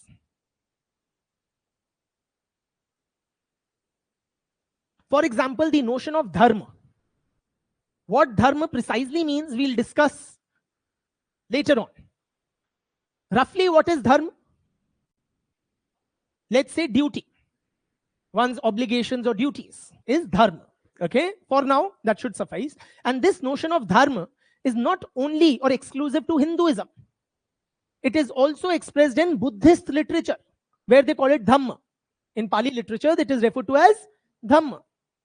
But it's essentially the same thing. Okay? The notion of sansar.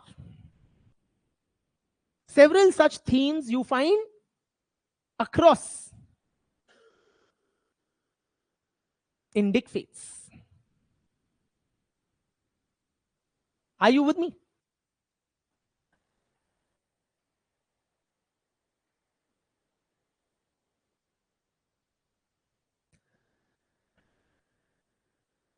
And Hinduism has also been quite accommodating. So Lord Buddha has been incorporated in the Dash avatars of Bhagwan Vishnu. Are you with me? Am I talking something alien, or are you able to connect? Why do I see blank eyes and faces then? नहीं पता तो पूछो. ये विष्णु जी के 10 अवतार होते हैं, उनमें से एक भगवान बुद्ध को भी there are varied interpretations, but even Lord Buddha has been interpreted as or incorporated as an avatar of Bhagwan Vishnu. Again, that important question, break kab denge? Huh? So one is that. If you look at the Guru Granth Sahib, the sacred scripture of the Sikhs, the Sikh community, you will find many references to Hindu deities. Many couplets, or whatever they are called, those stanzas, attributed to so-called Hindu saints and seers. Are you with me? What about the Jain community? So how is there any relationship between Jains and Hindus? The most intimate social relationship exists between Jains and Hindus. क्या होता है? शादी, ब्याह कर लेते हैं आपस में. Yeah. In my community, namely Banyas frequently marry into Jains and Jains into Banyas. It's very, very acceptable. Jabki there are so many restrictions otherwise on interfaith, intercaste marriages. Are you with me? So I have my cousin sisters who are married into the Jain households, and it's very, very commonplace.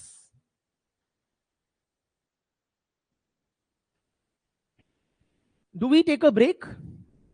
Yes or no? Quick show of hands. How many? No break. No break. No break. Raise your hands. How many break? Chalo, let's take a quick and short break.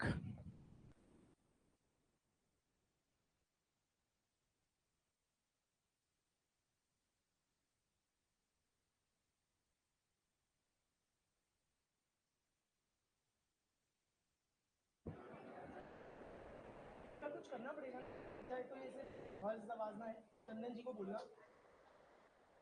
देखिए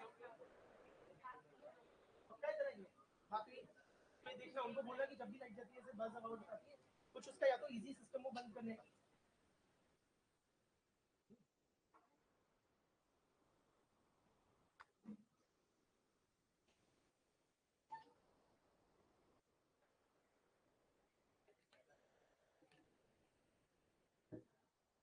एक Anjali AC देखो ना 24 number पे चल रहा है, तो कम पे करो ना, सारे एसी को एकदम मिनिमम पे करो तब जाके ठंडा होगा. इसी गर्मी से 16 तक होता है शायद. कौन कौन कहते हैं? क्यों रिस्की क्या है?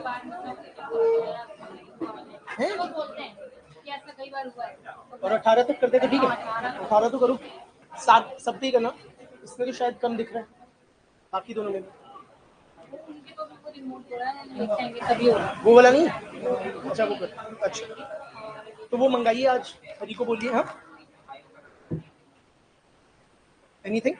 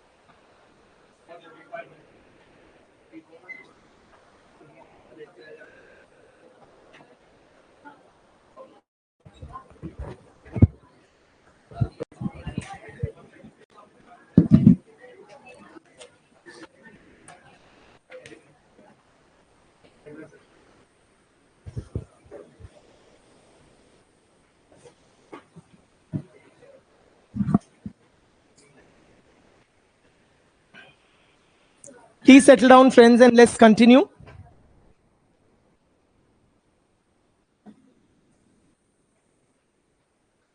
So two questions are there online. Let me address them. One is, will notes be provided for this lecture? Yes, notes either in the form of dictation.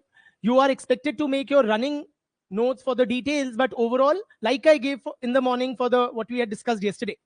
Yesterday we had discussed in depth various types of diversities. Today morning we had a write-up on those diversities, right? Likewise, whatever we are discussing, notes will be there, either in the form of a handout or a dictation or whatever. But yes. Secondly, will paper 2 cover syllabus of GS Indian Society? The answer is yes, it will, to a very, very large extent and in greater depth than what will be required for GS papers. And you will need to use it, whatever knowledge you acquire in sociology classes, free of jargons and too much of academic terminology or references to scholarly papers or scholars. Minus that, you use it in GS. Okay? So that is that. Can you please shut the door behind you, beta? Chaliye. Now, let's continue. Where were we? Indic religions, there is a sense of unity. Now let us address the elephant in the room, which is the Hindu-Muslim lafda, right? Or whether the relations between Hindus and the next biggest religious demographic, which is Muslims, are they really fractured? Or is there, some unsurmountable chasm between these communities? Or is there some sense of unity and oneness across the Indic-Abrahamic divide or the Hindu-Muslim divide? बताइए, what's your sense? मुसलमान से तो हिंदू का झगड़ा ही होता है ना, after all. Yes or no? Truth be told. And this is particularly, dare I say, painful, because that is the only axis along which we have actually had a vivisection of the country, right? And the partition was rather bloody. It was not a peaceful or orderly affair. There was a lot of bloodshed, acrimony across the religious divides, involving all three communities affected, namely Hindus, Muslims, and Sikhs. Hindus and Sikhs on one side and Muslims on the other. So what is your sense? Is there something which unites us across this seemingly insurmountable Hindu-Musliman divide? Brother.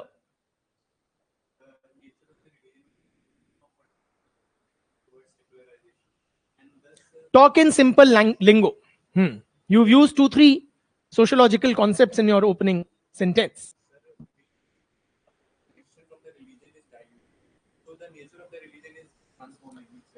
What I sense is you are saying the Hindu is no more too Hindu and the Musliman is not too Musliman.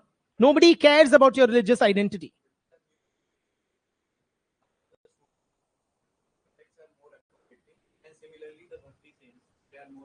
Okay, you are saying newer identities like Sufism or Bhakti, they are more accommodating. They are not exactly new in a chronological or a time sense. But the point is well made. Bitya. Race binds us together. Like he said, I am more, I have a greater affinity due to linguistic or cultural reasons with the Bihari Hindu than the far off Musliman. Brother.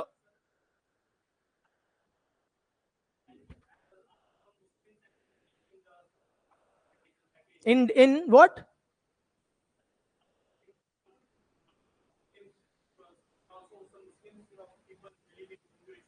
Muslims and Hindus believe in each other's rituals. In Eastern UP, Muslim women do Chhat Puja. Wonderful. Interesting. Bitya. Occupational interdependence. Yeah.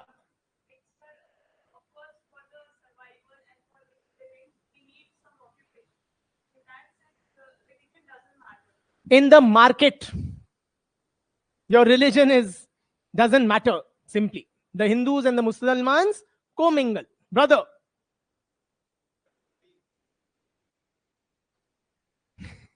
Yeah. Explain it fully, more fully. Yes, for the Musalman, when he has to cook his sevaiya, the milk comes from the Yadav community. Huh? Brother.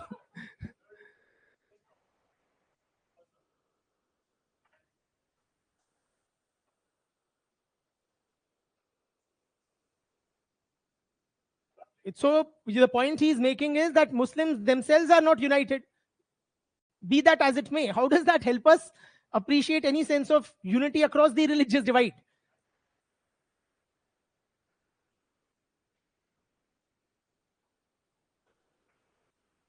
Why do you say that? You have to substantiate. Now, just by saying that Muslims are not a united lot doesn't mean the Hindu-Muslim divide does not exist. The Sevaiya example proves that it does not exist, or the Muslim women performing Chhat Puja, that proves it. Brother, core principle of every religion is same. सब धर्म क्या सिखाते हैं? प्यार, मोहब्बत, सद्भावना, एकता, इंसानियत. I think that's what you're suggesting. The basic fundamental teachings of all religions are same. Bitya.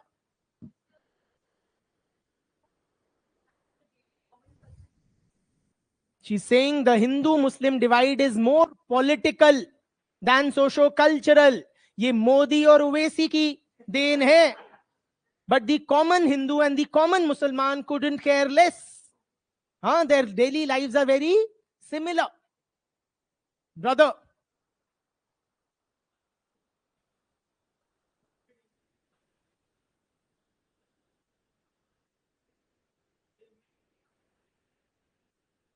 they may share some.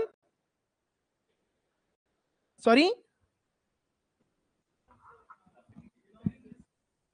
They may share some sense of belongingness. But why? After conversion, why should they still feel that they belong? No, really. हो गए ना convert. उसके बाद my Aastha is towards Allah and not your Shivji or the Hindu gods. Brother,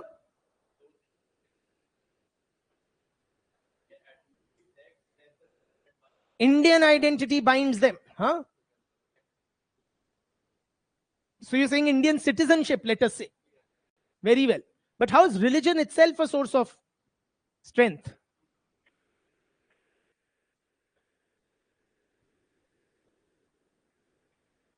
Both Hindus and Muslims worship together. कौन सा? जहार पीर in Rajasthan. मुस्लिम भी चादर चढ़ाते हैं और हिंदू भी दिया जलाते हैं. Very well.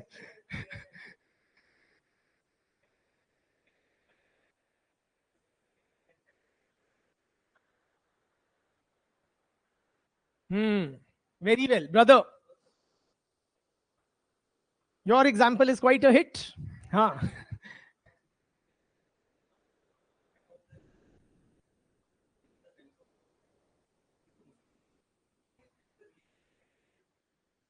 You are saying a religious divide is clearly visible.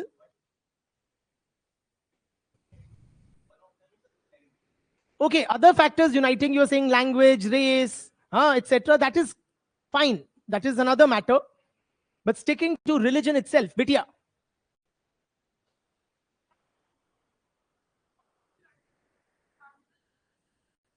APJ Abdul Kalam, बढ़िया. He is in the heart of every Indian. रुलाओगी क्या बिटिया? But yeah, that basically captures the essence of this thing, right? Absolutely, friends. So yes, let us try to bridge this seemingly difficult religious divide, and it can be and has been to a very substantial degree bridged. Please appreciate, friends, firstly, what unites us across religions is our deep religiosity. In other words, religion is important to people across religions. चाहे मैं मुसलमान हूं या हिंदू हूं या सिख हूं या ईसाई हूं, Indians के लिए religion is mighty important. So our common What unites us is our common sense of religiosity, high religiosity.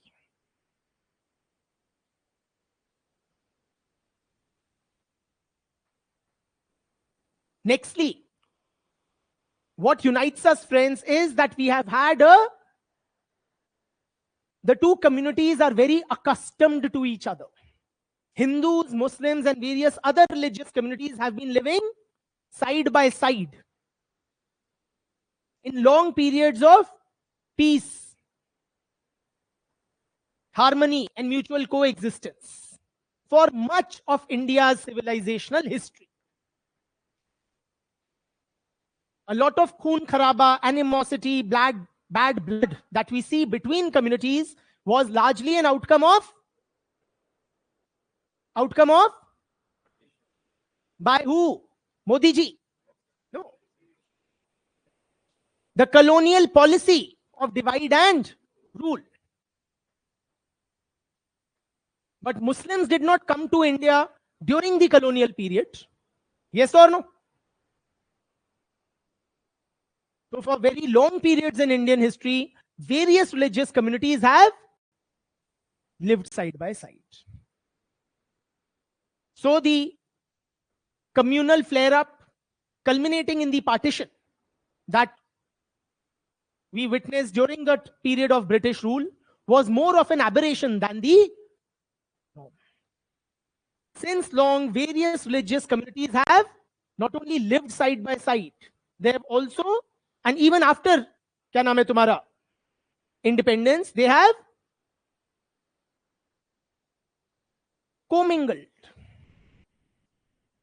They have celebrated festivals together. Yes or no? How many of you Hindus here have Muslim friends with whom you have played a Holi or a Diwali? Raise your hands. Bulk of the population. Yes or no? How many of you are non-Sikhs who have partaken food in a Gurudwara langar? Look at this. So this is the norm. Ajmer Sharif की दरगाह पे जितने हिंदू जाते हैं शायद उतने मुसलमान ना जाते हो. A very large number of Hindus visit dargahs and Peer Babas and all of these Muslim saints. Are you with me? In the Indo-Gangetic plains, thanks to the coexistence and contributions of diverse communities, developed what we call the Ganga Jamuni Tehzeeb, which was a syncretic culture, outcome of coming together of these diverse cultural traditions. Are you with me? You've heard about this Ganga Jamuni Tehzeeb? Give me examples of Ganga Jamuni Tehzeeb, or this commingling of Hindu and Muslim, not just religious but cultural influences. Sorry? Savaiya. Sevaiya. Absolutely, certain food items. Right? You may have seen it in advertisements. वो एक विराट कोहली का add आता था मान्यवर का कि अब्दुल भाई के घर पे हमने उनसे ज्यादा सेवैयां खाई हैं ईद पे. Something of the sort. Are you with me? Little cliched, or you may have seen that Muslim woman with a child dressed as Krishna on Janmashtami. वो स्कूटर पे उसका बच्चा बड़ा ही नहीं होके देता. ठीक है, 10 साल हो गए. But point is, we celebrate each other's festivals. We visit each other's places of worship. We respect each other's astha.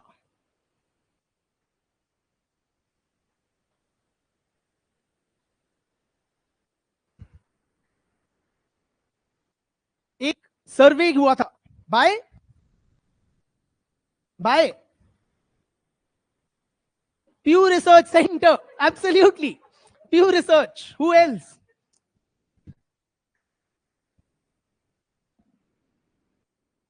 Interesting finding there was. According to which around 25% या 1/4 of the Muslim respondents, लिखो ना, around 1/4 of the Muslim respondents and 1/3 of the Christian respondents in India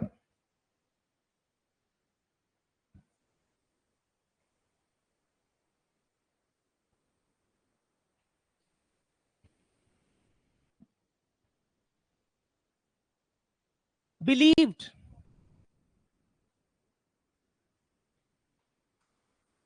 that Ganga Jal can purify.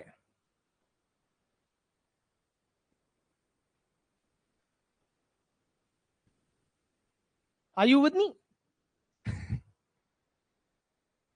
Many Muslims and Christians in India also believed in Punarjanam, which is a Hindu or Indic concept. I'm just trying to give you a sense how there is cultural mixing and cohesion. Since various communities have lived side by side for generations and centuries altogether.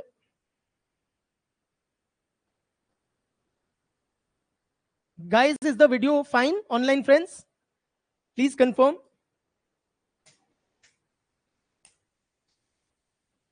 Yes or no? एक आप लोगों ने point out किया था economic integration होता है, rightly so. For example, जब आप वैष्णो देवी जाते हो पिलग्रिमेज करने, पिट्ठू वाले घोड़े वाले कौन होते हैं? मुसलमान होते हैं. And this is very very common. Bengal में जब मां दुर्गा की मूर्तियां बन रही होती हैं, मेनी ऑफ दी कारीगर्स आर मुसलमान. Today I learn Chhath Puja में Muslim women are worshipping. Are you with मी?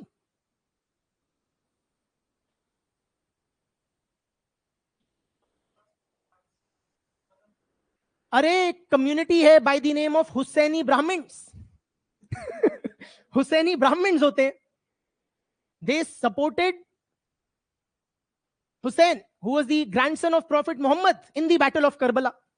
उन्होंने सपोर्ट मांगा था. You know, there was a very great martyrdom and he is very revered in the Shia community in particular. तो वो Husaini Brahmins उनको support करते हैं. हिंदू ब्राह्मण है और सारे हिंदू रिचुअल्स करते हैं, बट हुसैन को के मार्टियरडम को कमेमोरेट करते हैं. उनको स्पेशल मिलती है इस तरह की उपाधि या recognition of sorts for their contribution to Hussain's fight. Are you with me? या आपने से वो देखे होंगे,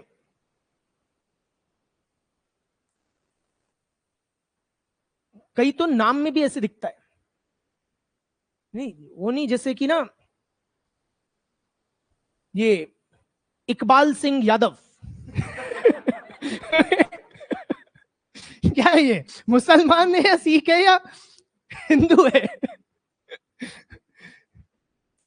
दिल्ली के मेयर हैं या थोड़े टाइम पहले तो थे, उनका नाम वाकई में था राजा इकबाल सिंह. ठीक है, राजा हिंदू, इकबाल मुसलमान और सिंह सिख निकले. वो सिख वैसे, हाँ, मतलब पगधारी सिख थे.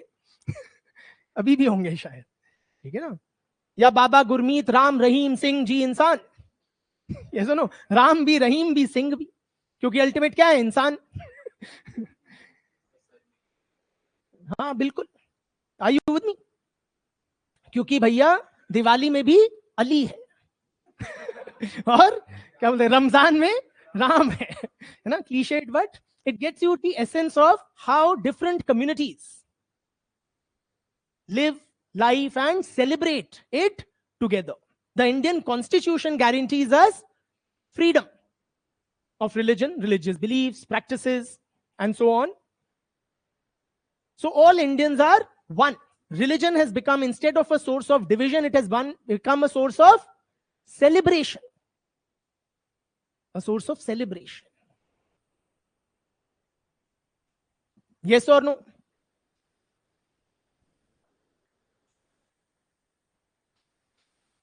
Another thing that unites us is think counterintuitively. Language, absolutely. Language, how can it unite us? These thousands of languages, hundreds of languages. Anjali please see the video. Is it stuck or is it? नहीं तो बच्चों की भी तो सुनो, आप केवल अपना मुंह मत देखो ना. Online friends, is the video fine? Please type yes if you can respond to this message. Can you see my waving hand? Where were we? Language. How does language unite us? Isn't it a source of division? Like we said, don't we see linguistic chauvinism, pride, wars, attacks, vandalism in Karnataka, Bengaluru, or in Tamil Nadu, anti-Hindi agitation? He is saying, sir, English language unites us. Again, a bane of the British. What if it were not for the English language? No, apart from English, which not a very large chunk of the population speaks. They are saying, sir, then Hindi. Bitya, Sanskrit. Huh? She is saying किसी को भी किसी की नहीं समझ आती. Intermixing of the languages. Now, in India, friends, there are hundreds of languages which can broadly be classified into 4 language families. 4 broad categories or language families all Indian languages can be classified into. Namely, the first set of the Indo-Aryan languages. Indo-Aryan languages. Second is Dravidian languages. Third is Sino-Tibetan languages. Sino-Tibetan.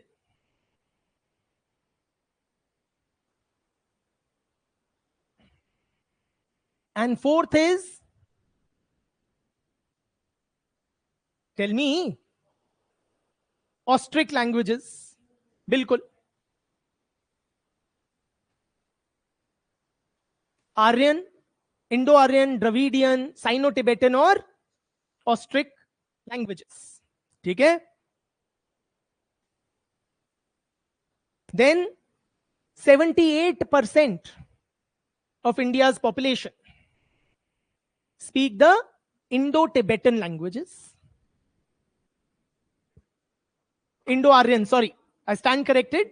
It was a slip of tongue. Indo-Aryan languages, 78%.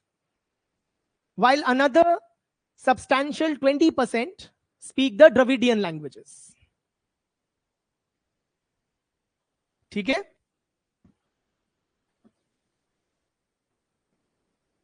In other words, friends, you have 98% of the population speaking one of the 2 linguistic families. You understand, right? Indo-Aryan and Dravidian languages. Dravidian हो गई Kannada, Tamil, Telugu, Malayalam, और Indo-Aryan हो गई Sanskrit, Hindi, Bhojpuri, and the works. ठीक है? As per the 2011 census,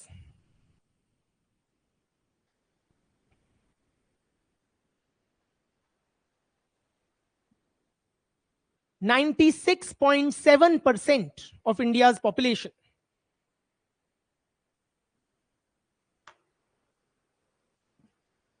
have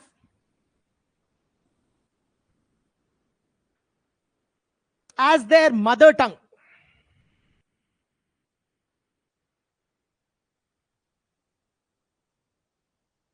one of the 22 languages in the 8th schedule.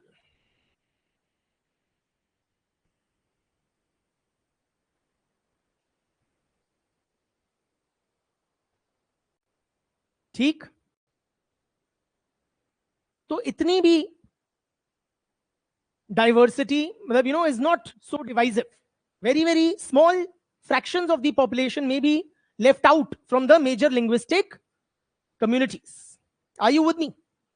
Moreover, as you rightly pointed out, English serves as a link language across all 4 language families. Yes or no?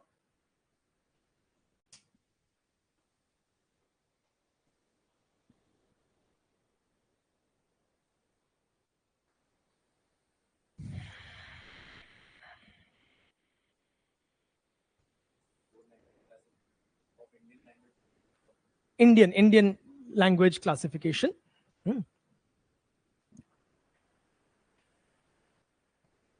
Apart from this, friends, apart from these factors which bind us together,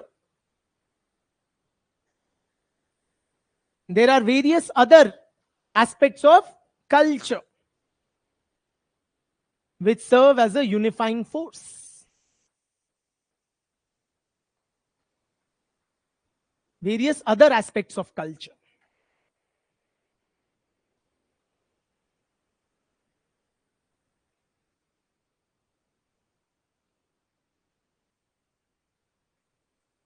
For example, friends,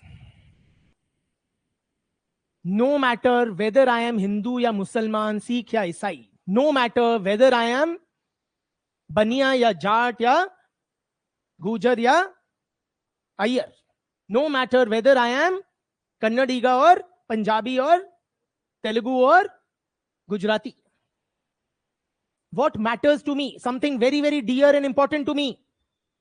Who? What? Whom do I love? Family. The importance of the family. Family is very important to Indians. Or ऐसी वैसी family नहीं, which family? Joint family. This importance of joint family is pan-India.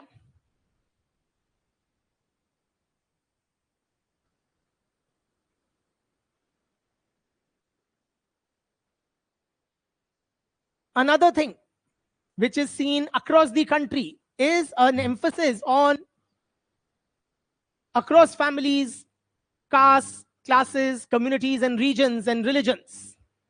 Which area of the home we lay particular stress for in terms of, say, cleanliness? The kitchen. Cleanliness of the kitchen. रसोई साफ होनी चाहिए. ऐसे क्या question mark से देख रही हो? रोटी कैसे पाओगी फिर आईएएस बनने के बाद?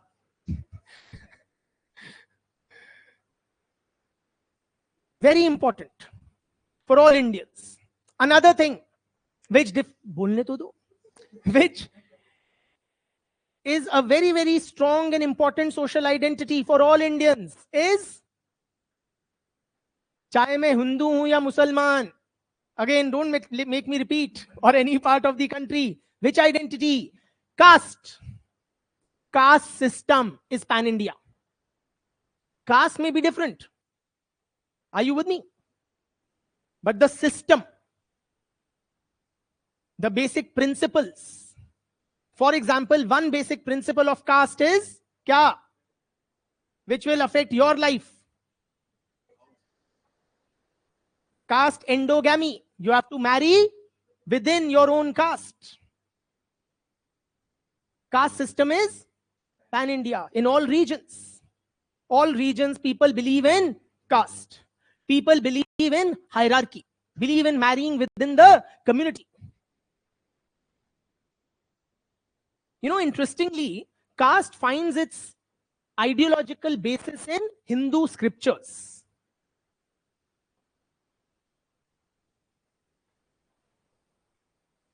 But Muslims and Christians in India also have caste. Muslim or Islamic and Christian scriptures do not legitimize caste, but Indian या South Asian Muslims and Christians have caste. So caste is also what? Pan-India. Sikhism arose partly in protest against the caste system, but Sikhs also have caste. So caste is what? Pan-India. So a belief in caste or the principles of caste unites us. So ये सारी अच्छी चीजें होंगी.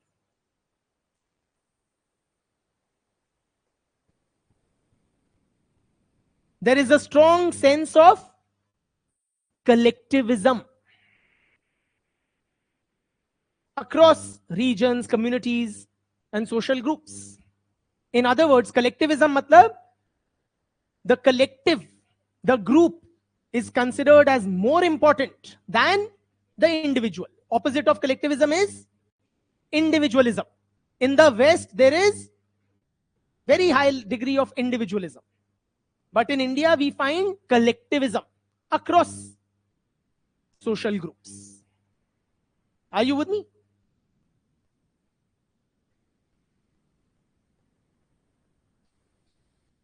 Simply placing the community before the self, the whole before its constituents units, WHOL. ठीक? Also appreciate the phenomena of migration.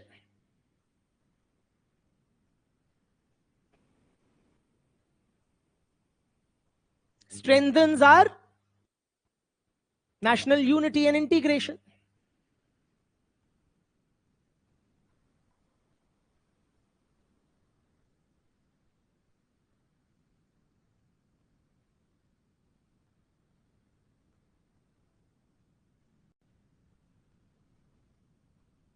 Simply, friends, since people are migrating freely and across regional boundaries, when people go, what do they carry? Elements of their culture. Now in Delhi, for example, you will find lot of stalls selling litti chokha, because many Biharis have come and settled in Delhi for work, for jobs, or education. Yes or no? You will find Chhat Puja. Earlier it was not performed in Delhi. Now being performed in Delhi. Delhi BJP ka president was a Bihari fellow. That actor, Manoj Tiwari. Are you with me? So, you understand? I was surprised to know that, there's this, you will find different kinds of cuisines in metropolitan cities like Delhi. I was surprised to know that एक सागर रत्ना करके South Indian food की chain है. South India में नहीं है. I was surprised to know that, because for us, South Indian in North India or Delhi means Sagar Ratna or now Sarvana Bhavan. Are you with me? So you will find all kinds of cuisines, all kinds of food habits, festivities, rituals, customs, observances, etc. thanks to migration. Delhi में CR park चले जाओ, वहां पे आपको Durga Puja on a very massive scale मिलेगी, because it's mostly populated by Bengali people.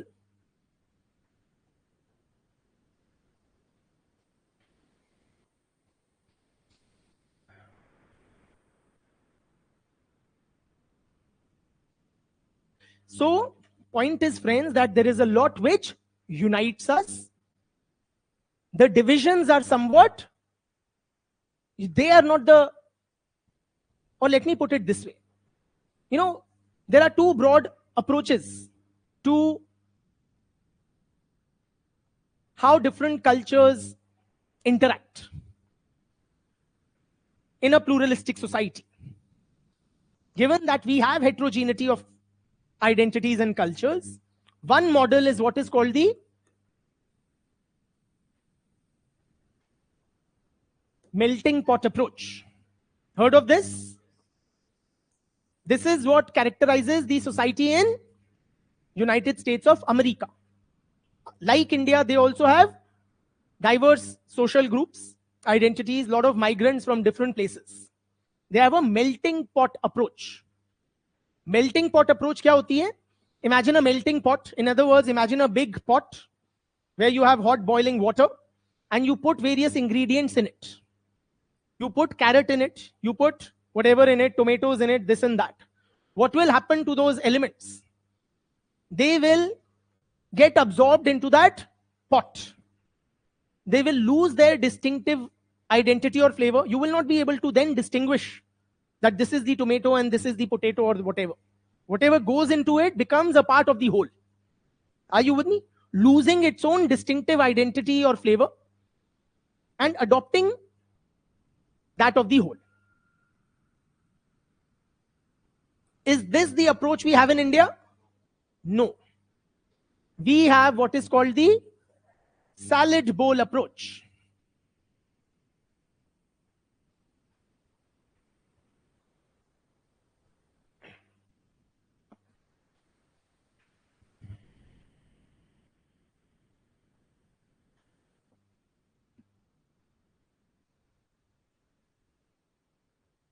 In a salad bowl, you have again a variety of elements.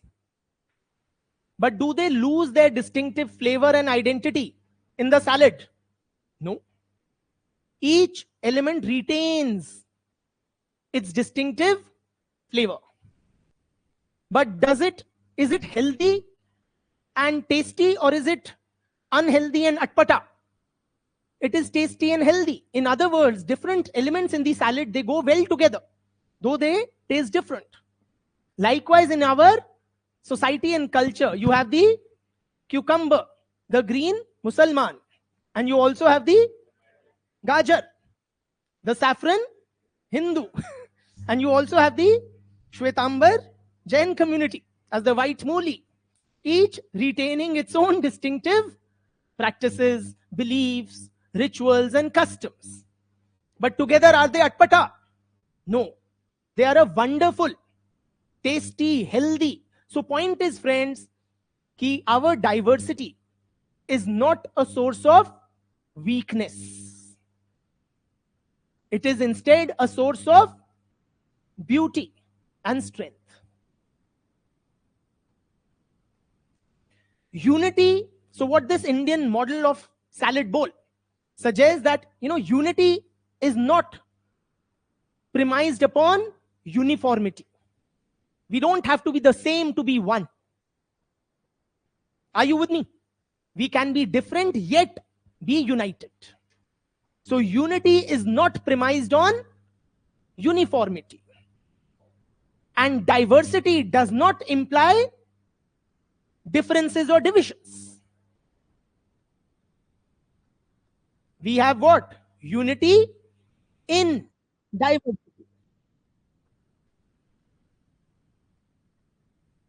Hindu, मुस्लिम, सिख, ईसाई आपस में सब भाई भाई.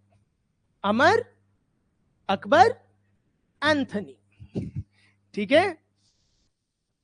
This is the nature of Indian society.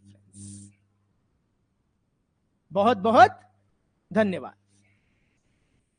Sorry.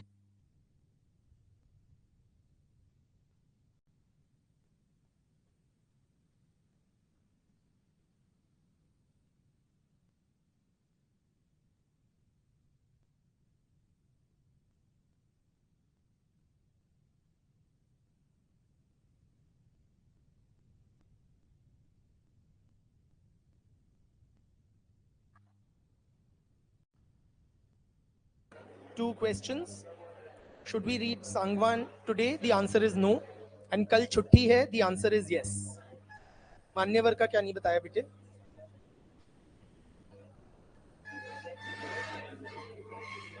Thank you, friends.